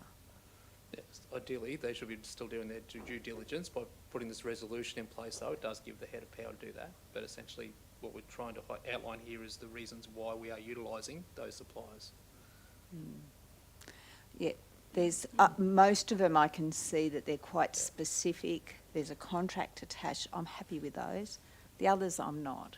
I'm just putting that out there. I think it's actually, for me, anti-competitive. And I'm concerned about those, some of the ones I've highlighted. Okay. Would you like to comment on that, or can I go to the CEO? Sorry. To say the same thing I'm about to. Yeah. No, I was just going to check if there were particular ones. I guess this is giving all of these companies the opportunity to do work for us depending on what the circumstances are. So an example with the radio stations could be if we want to, I don't know, have a campaign about something, then we have to go to each individual one, get 3 quotes, get them back, do the process, rather than we know the demographics and the reach of this one are X, so that's the best suited one for this example. But it's totally up to council. I know the newsagent has come up before. I know Kylie's on leave, but the last time this was discussed, they were the only newsagent that would deliver, I believe, the subscription subscriptions to the so there were some reasons. I appreciate that you don't have all that detail. There's so much content here, but if there are particular ones you would like more information on that you're not satisfied you've got enough context, we can absolutely do that. But some of them, they look odd, but there are some explanations behind them that you might not have full visibility of here. No, thanks for that, Madam CEO. Yeah, it's probably, I suppose for me, then if the Nextra one is the only supplier, I'm really satisfied with any that are, but the media one, I think we have an obligation still, because while the media does reach certain markets, and there's still an overlap, so there is still an opportunity, particularly the radio stations. Yeah, and I know what the circulation is of some of the print media too, so I just don't believe they fit in here, and I don't think it takes that long, from my experience, professional experience, to get a couple of quotes and then make a decision on circulation based on cost. I think there's a risk otherwise of it may be, and maybe sort of brushed through, I suppose, at a high cost. So you're saying there's a risk that we're leaving some companies out of here, of this list? No, I'm saying that there's companies here that I think are pretty much the principal supplier. We've got contracts attached that are great, but I'm not comfortable with the media ones. I'm satisfied if Nextra is the only news agent. Russwin Locksmith, that's one there. That there are other locksmiths here, so unless it's quite specific, I don't have enough information to be able to determine that. So I guess with that, and I'm just jumping in with the commentary there, that's for our ECHA key, so that it's saying here they're the authorised dealer and billing agent, so they are, for that particular type of key, that's the one that operates there. But again, there is still a risk then another department that needs a key will just race to them. You can't, you can only get them centrally through one person, the ECHA keys. You've still got to prove value for money, and I can tell you there's not a lot of people running around purchasing these types of things. We spend more money at Bunnings than we do anywhere else with people doing things, I think. I understand if that's a concern. If there's aspects of the media, it certainly comes up every time. I think the Mayor has some views on it as well. If we most like us to suppliers in here, in this list? We do. I think what Councillor Wagner's saying is the governance over how they're being utilised, and I guess that's the choice that you make, the depth of work you want to see there versus them being on one of these specialised supplier lists. So understand that. If that's something you'd like us to bring back separately for more discussion about how it actually operates, we're happy to I'd do really that. like to know with those ones, because I still think as a local government we have to be very transparent, and when we are, I suppose if I'm going out and I'm looking at publicising something, there's certain things that have to be, say, in the Courier Mail. I get that, I'm not seeing them there, certain ads. But locally, if there is opportunities to balance the cost according to the circulation, then that could actually determine that you'd go to another provider that's not on the list. I know that we know where the circulations go, but there's definitely an overlap here, and we're in a really our region is actually, part of it is covered by some and not others, and it isn't an easy market. So they're probably the ones I have the greatest concern with. I'm satisfied now at the locksmith, and probably the other ones as well. Is there any other questions? Yeah. I just wanted to confirm for Councillor Wagner that, for instance, with that locksmith, you can only use them for a specialised supplier for the EKA keys. Like, this doesn't authorise everyone to use these as a special supplier. It's a particular purpose. And I do recall from previous meetings around Central Queensland Media Proprietary Limited, that is the only way we can go through CQ today, Gladstone today. So they are the only company that allows us to use them. So it's not saying we'll only use those publications. It's just if we want to, that's the only place to go for them. Can I go to Kiara? Can you maybe walk us through some of the processes that you go through to arrive at this list? Yes, so we're just talking about communications or the whole list?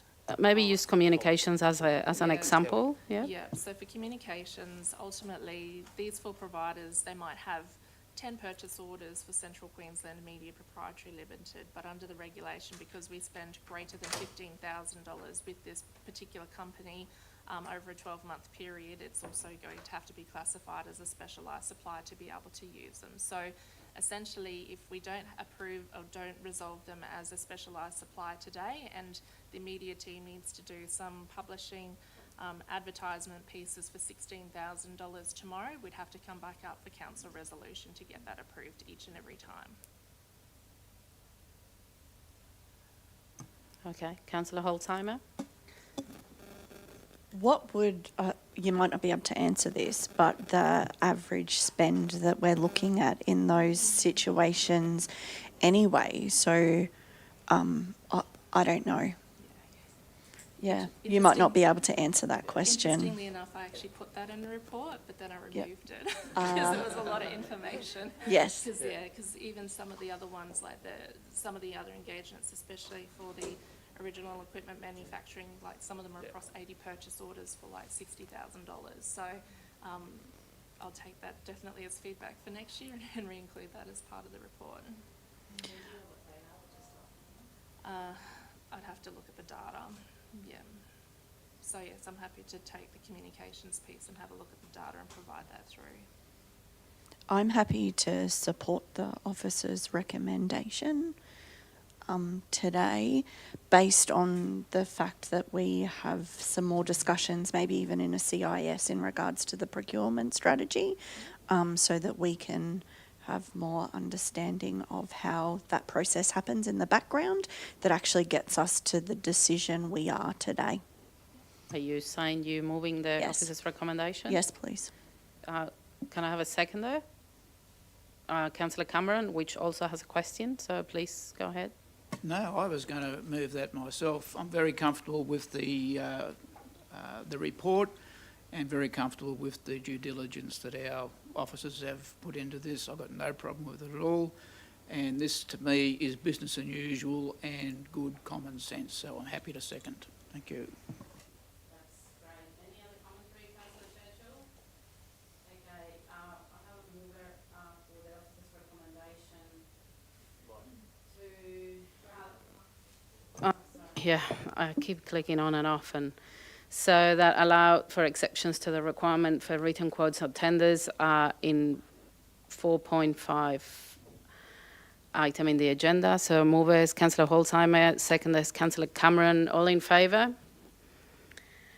Against? That resolution's been carried. Thank you. I think we will go to morning tea. It's 10:30. So if everyone's happy, we can have a bit of a break, and we'll see you very soon. Thanks, Josh.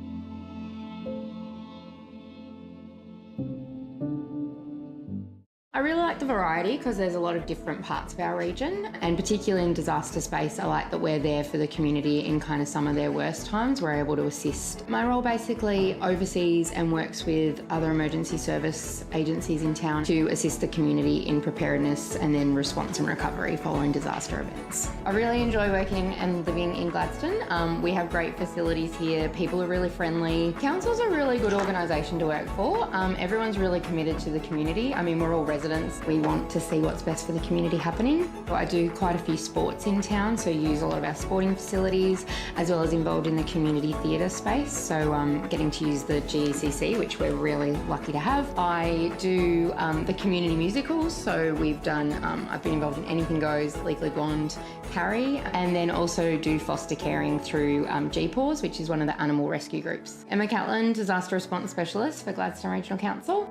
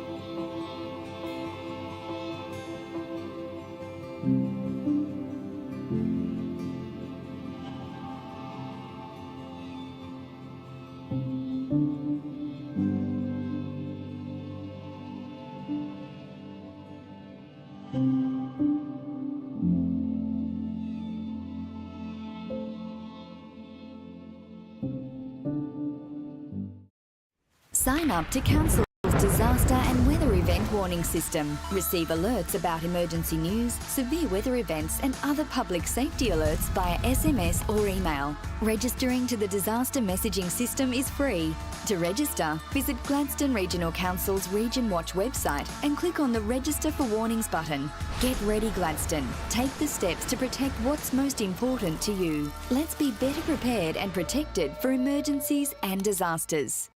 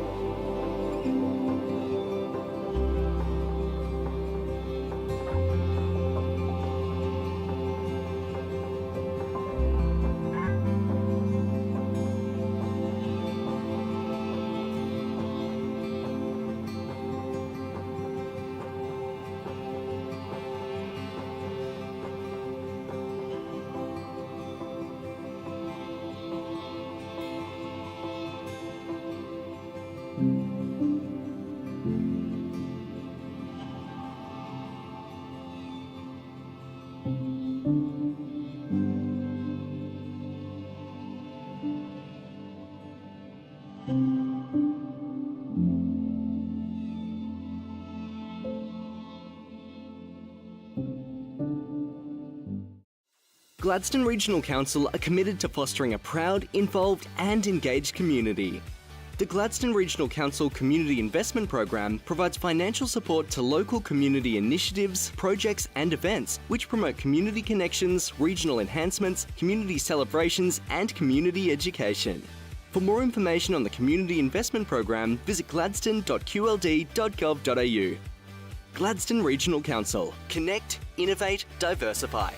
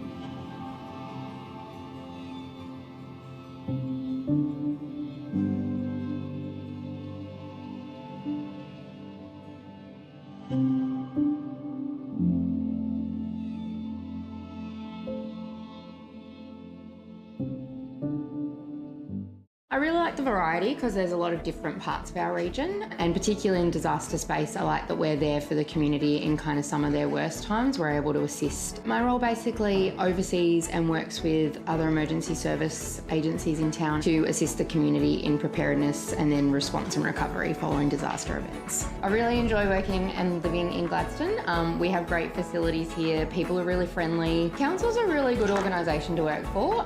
Everyone's really committed to the community. I mean, we're all residents. We want to see what's best for the community happening. I do quite a few sports in town, so use a lot of our sporting facilities, as well as involved in the community theatre space, so getting to use the GECC, which we're really lucky to have. I do the community musicals, so we've done, I've been involved in Anything Goes, Legally Blonde, Carrie, and then also do foster caring through GPAWS, which is one of the animal rescue groups. Emma Catlin, Disaster Response Specialist for Gladstone Regional Council.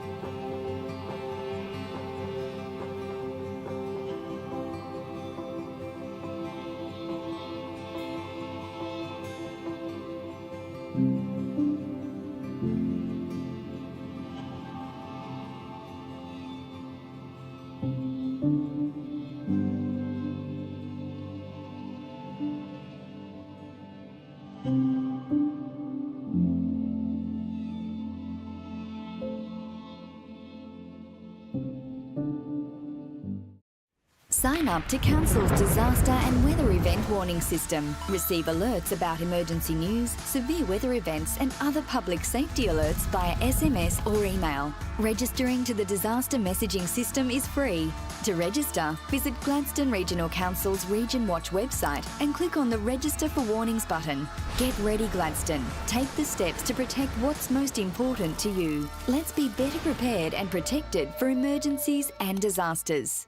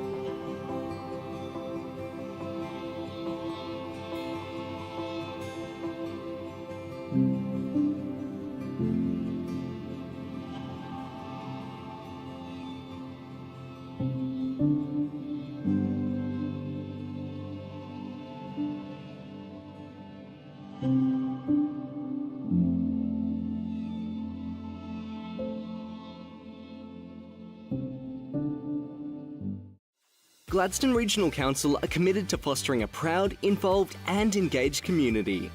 The Gladstone Regional Council Community Investment Program provides financial support to local community initiatives, projects and events which promote community connections, regional enhancements, community celebrations and community education. For more information on the Community Investment Program, visit gladstone.qld.gov.au. Gladstone Regional Council. Connect, innovate, diversify.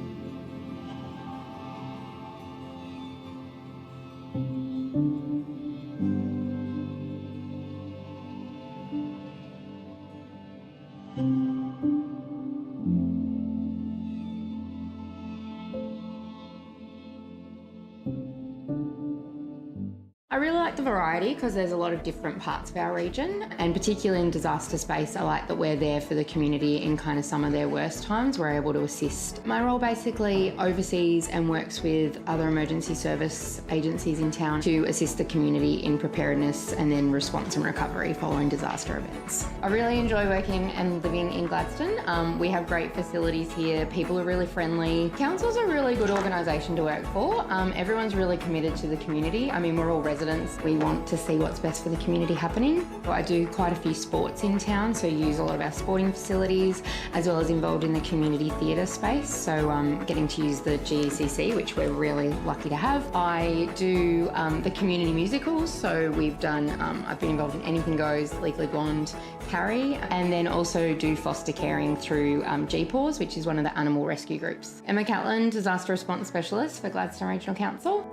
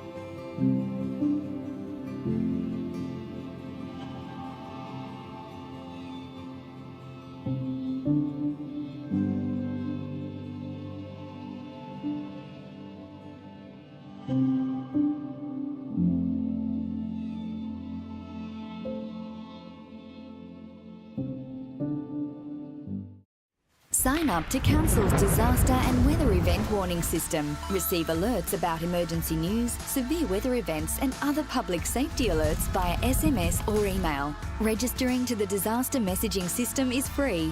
To register, visit Gladstone Regional Council's Region Watch website and click on the Register for Warnings button. Get ready, Gladstone. Take the steps to protect what's most important to you. Let's be better prepared and protected for emergencies and disasters.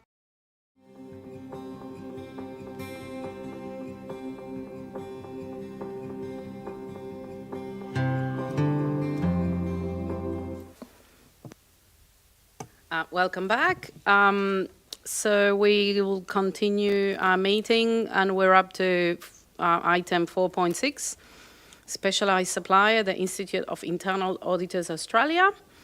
And we still have Mark, Holmes and Chiara from our Finance, Governance and Risk team. Thank you. Thank you, Madam Mayor. This item is for you to consider the specialised supplier for the Institute of Internal Auditors to conduct essentially a quality assurance assessment over our Ethics, Integrity and Audit Unit and their processes.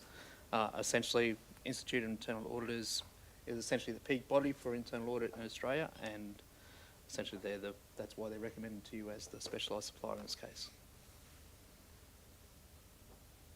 Great. Councillor Wagner? Look, I think, yeah, you've done the research there. The team look like, you know, this is what they do. I'm satisfied with it and I'd like to move it. Thank you, Councillor Wagner. Can I have a second there? Councillor Cameron? And any other questions? Councillor Churchill, all good? We have other people in the gallery. Dion, all good? Satisfied? Thank you. So all in favour? That's been carried. Thank you. Now we continue with your team, Mark. And 4.7, expenditure and contract approval, banking services, state panel contract. Please go ahead. Thank you, Madam Acting Mayor. This item is for you to consider entering into a 10-year arrangement with Commonwealth Bank for essentially our banking services in alignment with the Queensland Government banking contract. We are entering essentially the tail end of our current contract with CBA, so it's looking through what is essentially the best way for us to move forward. Having reviewed essentially what's out there in the market and looking at what's available under those state government arrangements, the CBA being our current provider, and looking at the value for money they've been able to provide under the state panel, we believe it's appropriate to recommend joining that state panel for the 10-year period. There is some I won't say significant, but over 10 years they add up. There are some savings as a result of entering into this contract. Thank you very much. Councillor McClintock and then Councillor Cameron. Thank you. I got stuck into some rabbit holes with this one. Very exciting.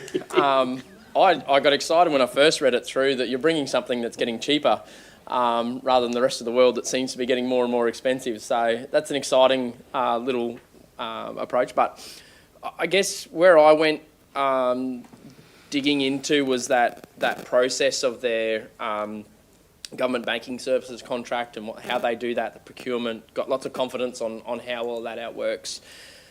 The risk, I guess, that I saw there potentially is obviously we already use CBA, and CBA is the sole provider for that government contract. They have a contract until 2029 under that.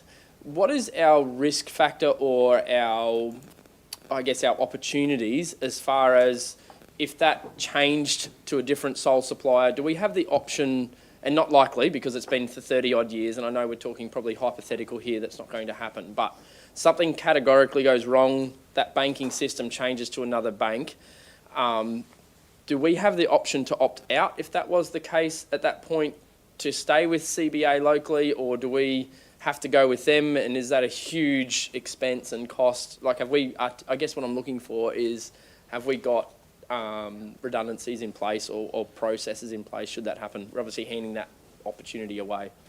Certainly sticking with CBA from essentially a change management and a transition perspective it'll be difficult to articulate the cost of that, but it would be significant.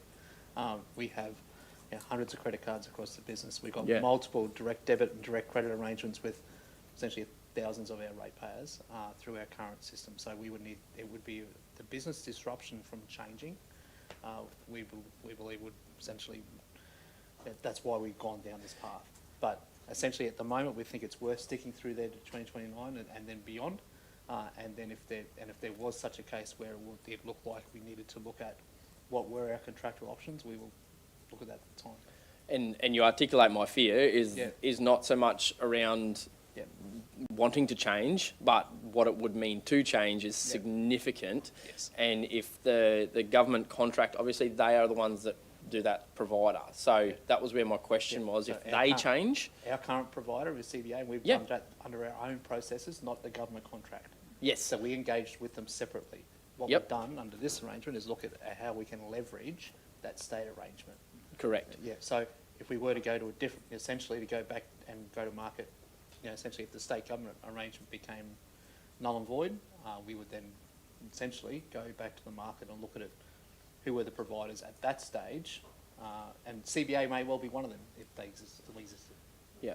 I'm not sure it's quite answered the question, but yeah. I'm not sure. CEO, do you want to add something? I think your question was about what happens if the state government arrangement finishes. What does that mean for us, and what's the foreseen risk of Correct. that? The risk that period's through to 2034, so that's the period of it. Well, it's to 2029 with 2 3-year optionals on the end of it.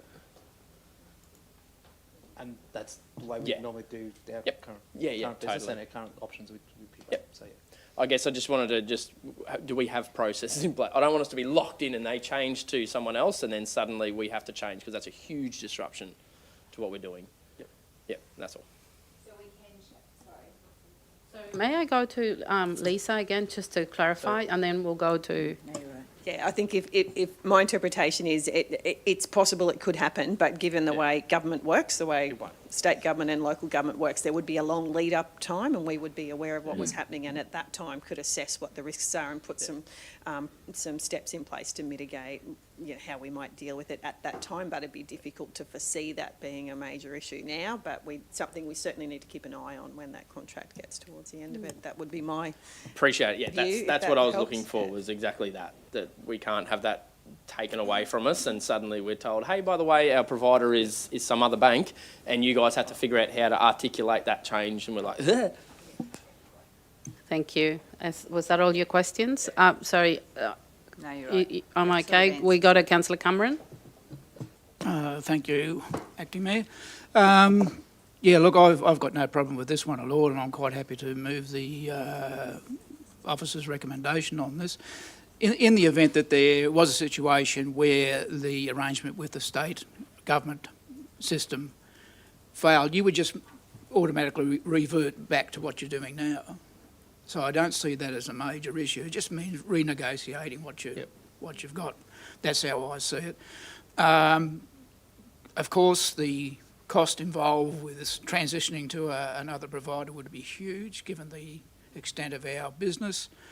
And we're looking at here, we're saying an annual saving of 43,300 and over the 10-year period, 433,000. So it's a bit of a no-brainer, so I'm happy to move the officer's recommendation. Thank you. Thank you, Councillor Cameron. I'll go to Glenn. I know you have a question, but would you like to second? Certainly I'm quite happy to second the motion and just make a brief comment. I'm totally supportive of this process. I remember the same discussion debate, be it back in 2018, and I'm pleased to see Councillor McClintock, and be it that others would do the same, showing that due diligence of asking those questions, especially relevant to what the Queensland government might do, which is always an element of unknown, no matter which government's in power. But we also need to understand that, be it for the past 7 years and beyond, this has been extremely successful, and I thank Mark or the General Manager and the officers in bringing this back here, which it has to as such. The 10-year period was the part that I wanted to ask, I suppose, and I think Councillor McClintock, probably with his pursuit of his questions, has got it, that 10-year period. Is that set in legislation, or is it set in some sort of agreement by the Queensland government? It's actually set in it's actually their contract. So it's actually the contract that they've entered into that expires on that date. So we're essentially partnering with that arrangement. Yeah, okay, then I try to understand, it was a 5-year period, and it was the last one is a 7-year period, and now appropriately they go to a 10-year period. Anyway, no, that's fine. Maybe next time it becomes 15 years. It's no different to when we enter into local buy arrangements with other different various suppliers, throughout the business. Those local buy arrangements exist for a period of time. So some of them might be 3 years, 4 years, 5 years. This one for banking services is 10 years. Okay, no, lovely, thank you. No, certainly very, very happy, very keen to second the motion. If I could just ask one other small subset question to the General Manager is that, and I suppose from my perspective, just trying to understand, are all local governments actively participating in this, or do they choose to opt in or opt out? Yeah, so there's certainly many that are. I haven't got a full list of those that do, but I know that CBA is essentially a predominant supplier to Queensland local government. Okay, yeah, thank you. Thank you, Councillor Churchill. So I have a mover on Councillor Cameron, second Councillor Churchill. Are we all in favour? Wonderful, thank you. That's been carried. Now we move on to 4.8, expenditure approval for Microsoft licensing. Mark, back to you. Thank you, Madam Acting Mayor. This item is with respect to essentially giving us expenditure approval for our Microsoft licensing agreement with Data3. So we utilise Data3 as a specialised supplier, as we've talked about earlier, and they're essentially provide Microsoft licensing, and they purchase that and on sell that. They're a platinum provider of that service, so that's probably the highest tier you can get as a partner there, and that gives us access to the most optimal pricing. So the cost of that over a 3-year period is 1.73 million. Thank you very much. Any questions? Councillor Wagner? Yeah, just one. We're using Data3, that's great, they're platinum. Are there other options, and are you satisfied this is the most cost-effective option? There are other options, but not all of them are platinum providers. So that platinum provider gives essentially that. So this isn't about specialised supplier or not. This is about essentially the financial spend. Yeah, this is the resolution. And the platinum supply gives us, I suppose, more benefit than a bronze, I'm assuming, or something like that. I'm happy to move that. Thank you, Councillor Wagner. Do you have a question, Councillor McClintock? Or? Oh, I do, but I didn't put my hand up. Yeah, sure. Can I have a seconder before we go to your question? Councillor Patrick? Councillor McClintock? One question. Thank you. One question. I'll limit it to one on this one.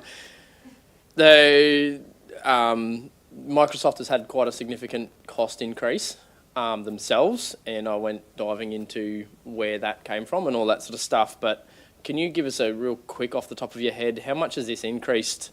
And say they keep doing that level of increase, do we have another option to go away from Microsoft? I know that's a huge idea and it's not probably plausible, but I don't love the idea that we're backed into a corner where they just jack it another 100% next year or in 3 years' time, and suddenly we're at a place where we're at their beck and whim as to what they want to charge.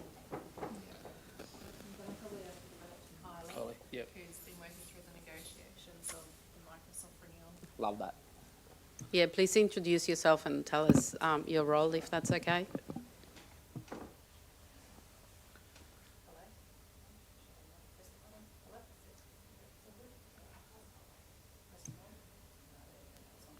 Thank you, Rachel. Hi, I'm Kylie. I'm the ICT specialist for service management, and I've been heavily involved in the Microsoft renewal preparation. From memory, the increase has been about $100,000 or so from our previous agreement. We were able to stave that increase off for quite a while because Microsoft increases came in fairly early in our 3-year negotiation of our previous agreement. So we were able to benefit from some having lower costs for that 3-year contract period. So we are then seeing that increase come in this year.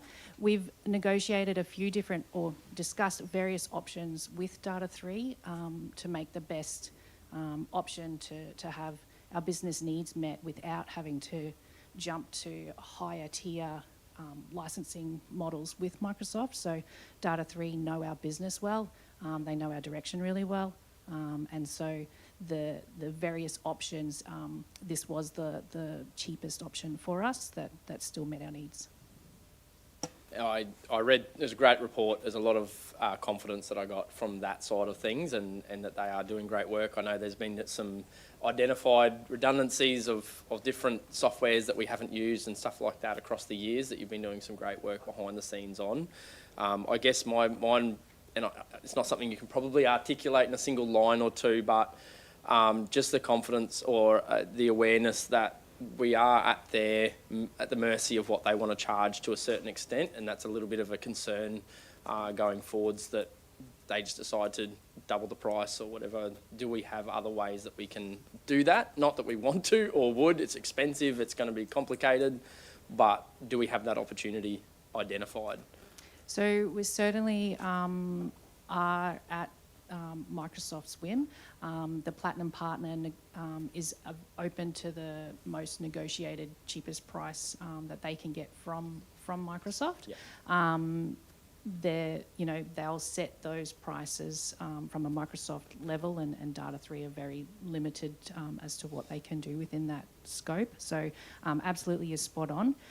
It would be a significant change across the business if we moved away from Microsoft. So definitely, there would be opportunity to investigate that, but yeah, that would be a massive change piece. Yeah. Cool. Thank you. Just don't like it when people have that whole level of control that we get stuck. That's a very philosophical reflection, Councillor McClintock. You probably don't want to talk about who controls all our communication satellites in the world, maybe, then? No, not necessarily, but probably not need to go there. But thank you very much. Any other questions? We have a mover in Councillor Wagner and a seconder in Councillor Patrick. Councillor Churchill, you good? Happy? There. I still love your wavy details in your screen. Thank you for that. Can I please put this to the table? Are we all in favour? Yes, thank you. That's been carried. And we still have a couple more with you, Mark. Expenditure approval for Info Pathway contract renewal. Thank you. Thank you, Madam Acting Mayor. This item is for consideration of the 5-year contract with essentially Infor Global, which is the supplier of essentially our pathway system. So our pathway system forms a basis for essentially our customer interactions, our CSRs, it's our development applications, it's our property and rating system. It's the backbone of essentially everything that's to do with property and billing in that space. This is a five-year agreement and it looks into essentially moving from what was their proprietary system to now essentially a SaaS service that's in the cloud. Thank you. Any questions? No, can I have a mover? Councillor McClintock, I'll talk to you about satellites later. Yeah. Can I have a second there? Happy to move. My question was in the last one. It was the same I will question. take Councillor Churchill as a seconder. The second. All in favour? Thank you. That's carried as well. Item 4.10, review of intersection site distance policy. Mark. Thank you, Madam Acting Mayor. This item is for you to consider essentially the repeal of our intersection site distance policy. So Council does have a policy that's currently in place under a 2015 policy that deals with intersection site distances. During essentially a policy review process, we're looking at these policies and we're finding a lot of the the content of this policy is already included in many other documents such as DTMR, Austroads and others. So essentially it's recognised that it is essentially safe to repeal this policy. Sounds great to me. So any questions? Councillor Patrick, would you like to move this one? Yes. Thank you. Councillor Cameron, we moving option 1, which is the officer's recommendation. All in favour? Thank you. That's been carried. And this is probably part of the exercises of consolidating some of our list of policies, right, Tanya? Yes. Great. We go into 4.11, interim audit report, 30th of June 2025. Exciting stuff, Mark, please. So I'm actually serious. It's very exciting. Jeez. Thank you, Madam Acting Mayor. This item is tabling for your information the interim management letter for our 30 June 2025 audit. So we've had Queensland Audit Office essentially auditing us this year as our auditor, and we've gone through essentially that interim process, and then we'll go through then the final process once we get post 30 June. We get the final balances then for audit. So as part of that interim process, they're generally looking at our systems, our controls, and recommendations there as to things that they can see for improvement. There was certainly one new item that was raised with respect to some evidences of review between just different handover points, one within our revenue team and one within payroll. We're looking at how we outwork those.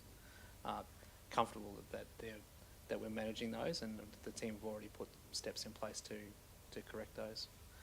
A number of the issues that were essentially there from previous years have been resolved, or on the way to be resolved with recent go live of particularly our three-way matching process and our fixed asset register. So that work that we're doing in those spaces through our change processes. So the bits that we've done through works delivery, the P2P, has put us in good stead to essentially remove those items moving forward. But this is essentially tabled as required and open to questions.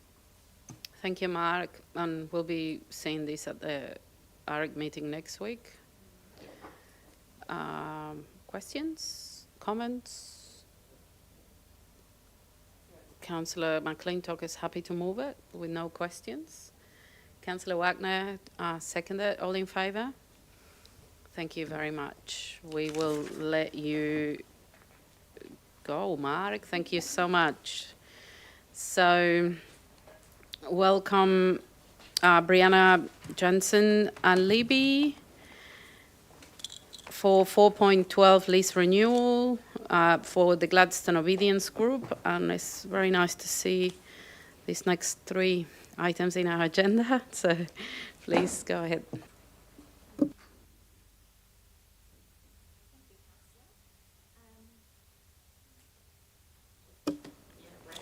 Thank you. Thank you, councillors. So joined this morning by Community Leasing Officer Libby Cattermole as we present the first 3 leases for renewal and endorsement. Firstly, we present the renewal of the lease area for the Gladstone Dog Obedience Group, situated at William Miskin Park at 11 Morgan Street. The Dog Obedience Group has requested a small extension to the land under their lease to accommodate some additional activities to which officers have no objections. The lease for the Dog Obedience Group was for the period of July 2012 until July 2022 and is currently in a holdover status. With the new committee, the club is driven and hopeful of expanding to allow more opportunities in the community to promote responsible dog ownership in the region, in addition to bringing dog sporting events as the club grows. I welcome any questions. Thank you. Councillor Wagner. Yeah, just they've got the extension there, but if they're looking at growing, is that actually enough room? Because it's still not a lot. And second question is, does that impact anyone else by them having access to this land? Thank you, Councillor Wagner. No, we have discussed that with them. They will be applying for grants, but now is the ideal opportunity to include that area in their lease area.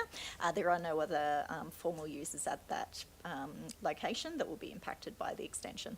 And is that enough room for what they're planning to do? That's what they have requested. Okay, thank you. Thank you. Thank you, Councillor Patrick. Thank you, Acting Mayor. Michelle has actually just asked those questions, but thank you for the clarification. Thanks. Any other questions? Councillor Holzheimer? Happy to move the officer's recommendation and would love to see what future, like their growth looks like, because I know that there's a need within the community, especially within our rescues and rehoming, in regards to transitioning animals into a new home. And I would love to see somebody pick up that work, to assist new dog owners with transitioning new pets into their home. So yeah, happy to move the officer's recommendation. Can I have a seconder? Councillor Wagner? Yes, definitely agree with Councillor Holzheimer. There's lots of opportunities in this space, so hopefully they can take them up and get our little, pet babies to be happier and more obedient. But definitely that's the key part of that rehoming piece. All in favour? That's wonderful. That's been approved unanimously. Congratulations to the Dog Obedience Group, and we look forward to seeing what they do next. Next one is another lease renewal for the State of Queensland, Tannum Sons and Mount Larkham, represented by Public Safety Business Agency. Back to you. Thank you. So we present the lease renewal for the Rural Fire Brigades at 50 Pepino Road, Mount Larkham, and 100 Tannum Sands Road, Tannum Sands. The lease of 50 Pepino Road in Mount Larkham commenced on the 1st of April 2015 and expired on the 31st of March 2025 and is currently in a holdover status. The lease of 100 Tannum Sands Road commenced on the 1st of August 2015 and expires on the 31st of July this year. I welcome any questions. Pretty straightforward. Councillor Cameron, happy to move. Councillor Churchill, do you have any questions? You happy? Well, good, thank you. Councillor McClintock, seconding. All in favour? Thank you, that's been carried. And another great outcome. Lease renewal, and this is the last one for Gary Larson Oval Enhancement Group. Happy to move this one, Madam Chair. Very keen to, thank you. That's not a problem. Can I have a seconder? Is that Councillor Watnett seconder? Do you have a question anyway? As well, yeah, go on. Thank you. Again, sorry. I think we probably go back to Brianna if you want to present the paper. Sorry. But I think it's pretty straightforward, Happy right? to jump straight into questions. Yes, thank you. Thank you. No, that was my fault. So. Yeah, the question's the same too. I see is that area an extended area or that's the existing exactly the same? That's the same area they've previously had. Excellent. And up to this date, they've been satisfied with that? There's been no issues? It's maintained? No, the club themselves, due to the nature of the size of their community, like many small communities, always struggle with volunteers, and they would be more than happy to accept anyone new who wants to come along and help with their maintenance and their fundraising. But other than that, nothing reported, no. I just see a bit of bush there, and I'm thinking about bushfire risk and how they're maintaining that. But yeah, look, I'm happy to move that, and they do a great job, so thank you. Can I have a seconder? Did I get a seconder? Okay, great. Any other questions? Okay, can I ask a question? Probably to, well, both of you. This is great, but I just wanted to check, I mean, what is it the issues that you're finding maybe with the leases that were in place before? What kind of changes are we making to have these documents that are a bit more user-friendly and relevant? If there's anything that you've been finding in general, generally speaking, not in for any particular cases. I'll probably start and then hand over to Libby. So I guess a lease in its nature is a legal document. So there is a limit to how user-friendly that we can make them, and we always recommend that the club gets their own legal opinion on the leases. What we have done, though, is we've standardised our lease templates so that wherever possible they are identical across all of our organisations, and just clarifying a number of different terms in there around maintenance to make it as clear as possible what is council's responsibility and what is the organisation's responsibility. Outside of the lease document, though, what we have been working on is a lot of relationship management with the actual organisations, so we can actually have those conversations and talk through some of the requirements. And Libby has also worked on I guess we'll say a number of cheat sheets, which just helps bring their attention to certain various different aspects of the lease and their maintenance requirements. Do you have anything to add? No, I think that would cover it, yeah. I was picking up on also what Councillor Wagner said, you know, some things in leases, when it's about, I don't know, fire management or weed management, etc., sometimes they might not be something that the club has the capacity to do or the skills to do or the funding or the finances to do. So how do we manage those things and navigate those challenges with them? Yeah, and taking on a lease is a big responsibility, and so we always work through what those commitments are with the organisation so that they fully understand and they have the best arrangement in place, whether that be a lease or a licence agreement or some other arrangement. That's right. Well, that's good what you said. Yep. Also, as part of the initial discussions commencing the lease or the renewal process or a new lease, there is the standard template, but then we can also add special conditions depending on the specific needs for the clubs and organisations in mind. So we can slightly tailor them if there are issues, say, around the size of the lots. Then we can also look at the size of the lots too, if there was a concern, well, not a concern, or if they just wanted to change something, we can actually go through that process and look at what a change may look like and what costs would be involved. And so we can move through that process. When it's come to the report here today, we've already kind of identified that they're happy with what they already have, and we can then just process it through. Prior to any changes happening, we would have those discussions before coming to council for the final approval. Thank you. Can you remind us all how many leases arrangements we have in yeah, or generally speaking? Yeah. In community leasing, there's currently 130, but we also have residential, commercial, and land. But I'm not sure of the actual numbers in that space. So yeah, we have a big workload too. Councillor Churchill, I see you have a question. Yeah, I did in actual fact. It was probably just an addendum to your question. And it might, I know at the previous meeting, I raised the issue about making sure that there was peace of mind and or comfort for these volunteer community groups in relation to the expiration of the leases. And that was made quite clear, and I'm quite comfortable with that now that we've developed an understanding within the agreement that there is a period of time of I suppose, to if the leases expire. My question is probably more now that we've been trying to unblock the hemorrhage or at least get these processes worked through. Thank you, Bri. Thank you, Libby, for the due diligence that you've been applying to these.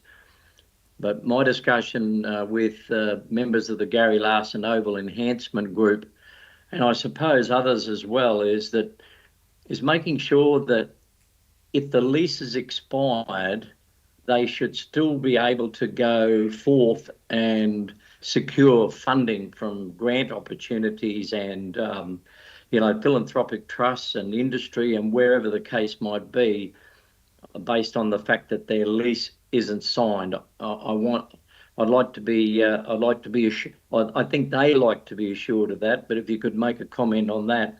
And the other one is, and while there's 100 and 150 or whatever the number may be, how many more? Because this one's been expired, I think, since for the past 5 years, and I'm well aware of others that we now have in place, which is pleasing to know. But is there still another portion of leases that have been expired for 5 years that we're still working through?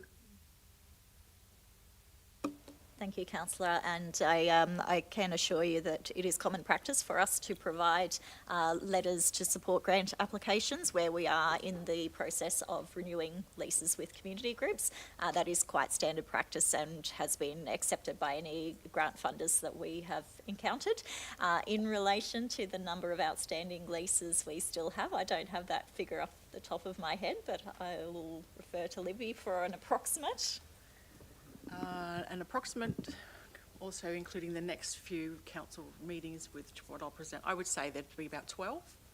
And then once those have all been renewed, then we're actually just on our normal routine renewals every year. There is no further backlog. If I can just further comment though, as Libby mentioned previously, before we bring the reports to the boardroom, we have had up to 6 months or more worth of discussions in some cases with the community groups to ensure that we have an understanding of their group, they have an understanding of the lease, there's no changes that need to occur, etc. So it is quite a lengthy and involved process to make sure that we are both entering into an agreement that is benefits both parties. Sounds great. So, any other questions? So I had a mover and Councillor Wagner and the seconder. I thought I moved it. Sorry, I thought I that's moved correct. it, but I'm happy to second it. No, you were the mover of this motion and the seconder was Councillor Wagner, that's right. All in favour? Happy either way. I'm happy either way. You are the mover. Sorry, I didn't write it down, so I forgot about it. That motion's been carried unanimously, so thank you very much, Brianna and Libby. We have finished with the officers' reports. We will move on to councillor reports. So I might just go around the table, starting from Councillor Patrick. Thank you. Thank you, Acting Mayor. I have 3 reports today which I'd like to table. The first one being reflections on National Volunteer Week events. I was able, along with other fellow councillors here, able to attend all 3 of the National Volunteer Week breakfasts. One down in Agnes, which I was lucky enough to MC. I suppose I really reflect on what it is to volunteer myself and possibly what those benefits bring to not only myself but to our community, and to share that with all of our community, which is really important. This year we turned our attention to the theme of connecting communities. It was a fitting theme that truly captures the essence of what volunteering does best, bringing people together. Whether it's through a simple act of kindness, committed to service to local causes, or a quiet presence offering support in times of crisis, volunteers are the threads that help weave the fabric of a connected and compassionate community. some statistics that we shared during that week were very fitting, and I really think it's really important that we share it with all of community, that in 2023 alone, volunteering contributed to $117.8 billion to the state's economy. That's equivalent to over 113,000 full-time jobs, with a direct value of $31 billion, or just over $31 billion. Beyond those numbers, the benefits of volunteering are profound. They help our residents and myself and others strengthen our regional areas, bridging gaps, empowering events, boosting resilience, fostering inclusion and improving mental health. And supporting growth of our region. No matter how large or small the contribution may be, every act of volunteering counts. And I think that's the message that I would like to send out to everyone in our community, that every little bit counts, small or big. So I'll table that first report. So that was on Volunteering Week. My second one is I had the privilege of attending the 1770 Art Show and Quilters exhibition, which was fantastic. I would really like to take this opportunity to reflect on the remarkable success of the 2025 1770 Art Show and Quilters exhibition.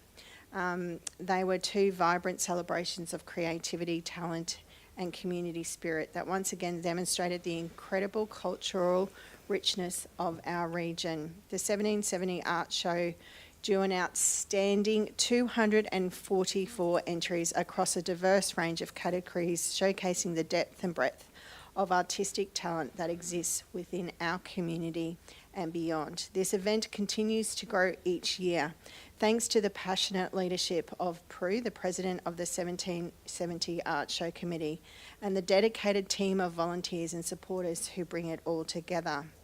Their timeless work in creating, organising and delivering an event of such high calibre deserves a heartfelt thanks and congratulations.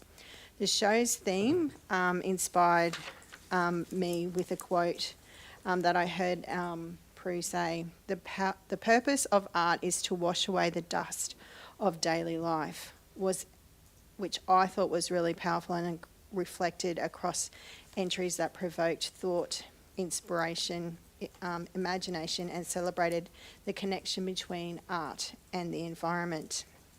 Just really quickly, just wanted to highlight and congratulate all the winners of all the different categories. There were lots, but particularly I'll highlight the overall winner was Marlies Oakley for her breathtaking hand-cut collage installation called Australian Story. If you were there and you saw it or had the opportunity to see it, it was completely just amazing. And also, I would just like to give a shout out to the winner of the Quilters Award this year, which was hand-stitched and was the title of the work was Welcome to My Garden, and that was by Letitia Quirk. So I thought I would just give a shout out to them and again thank them for all their tireless efforts. It was really an outstanding events to be at. And my third report that I'd just like to table today is a wrap-up from the Small Business 2025 Small Business Friendly Conference, or now Commitment, which I had the privilege of attending last week. I was proud to be joined by our great local crew, Samantha Devers, President of GCCI, and Alison Perry, their Manager of GCCI, which is the Gladstone Chamber of Commerce and Industry, along with Madison Richards, Christy Marks, and our own very CEO, Lisa Dowling from Gladstone Regional Council. It was honestly a great show of unity between Council, our business sector and communities leaders all working together with a shared goal of helping our small business region thrive. Day one, we got stuck into a very hands-on day. We looked at uplifting small business capacity, fostering thriving ecosystems, promotion of vibrant economies, enable development and success, and working together for small business. It was really interactive, and I thoroughly enjoyed that and got great insights from all across Queensland, so that was really good. Day 2, the second day brought people from all over the state to share their experiences and ideas. Some highlights for me were the local legends, which was the keynote speaker. This reminded us that small business succeed when locals support each other and work together for shared goals. Another one to mention was Beyond Rates, Roads and Rubbish. This session for me highlighted how councils, especially in remote and regional areas, are stepping up creatively to help their local economies grow. And 9 simple facts. This was a fun and practical talk on how small businesses can survive and thrive by being resourceful, connected and community focused. As we touched on today, we have made a resolution to renew the commitment to the small business family program, and it was there that the commitment was launched. So I do thank my fellow colleagues and councillors here today and online, Glenn, you, yourself, for agreeing to be part of that movement as well. So I table these reports. Thank you, Councillor Patrick. Councillor Wagner, anything to report? Councillor McClintock, Holzheimer, Councillor Cameron. Just a quick one. As you mentioned previously, I attended the Central Queensland SES Awards Sunday week ago, and our team at Gladstone got a special award relative to quick responses to disasters, in particular the ammonium nitrate explosion at Baroran. So that was good for our team, and good shout out to them for work well done. Thank you. That is wonderful. Thank you. Will be great to. Do you get a picture of? Oh yes. Wonderful.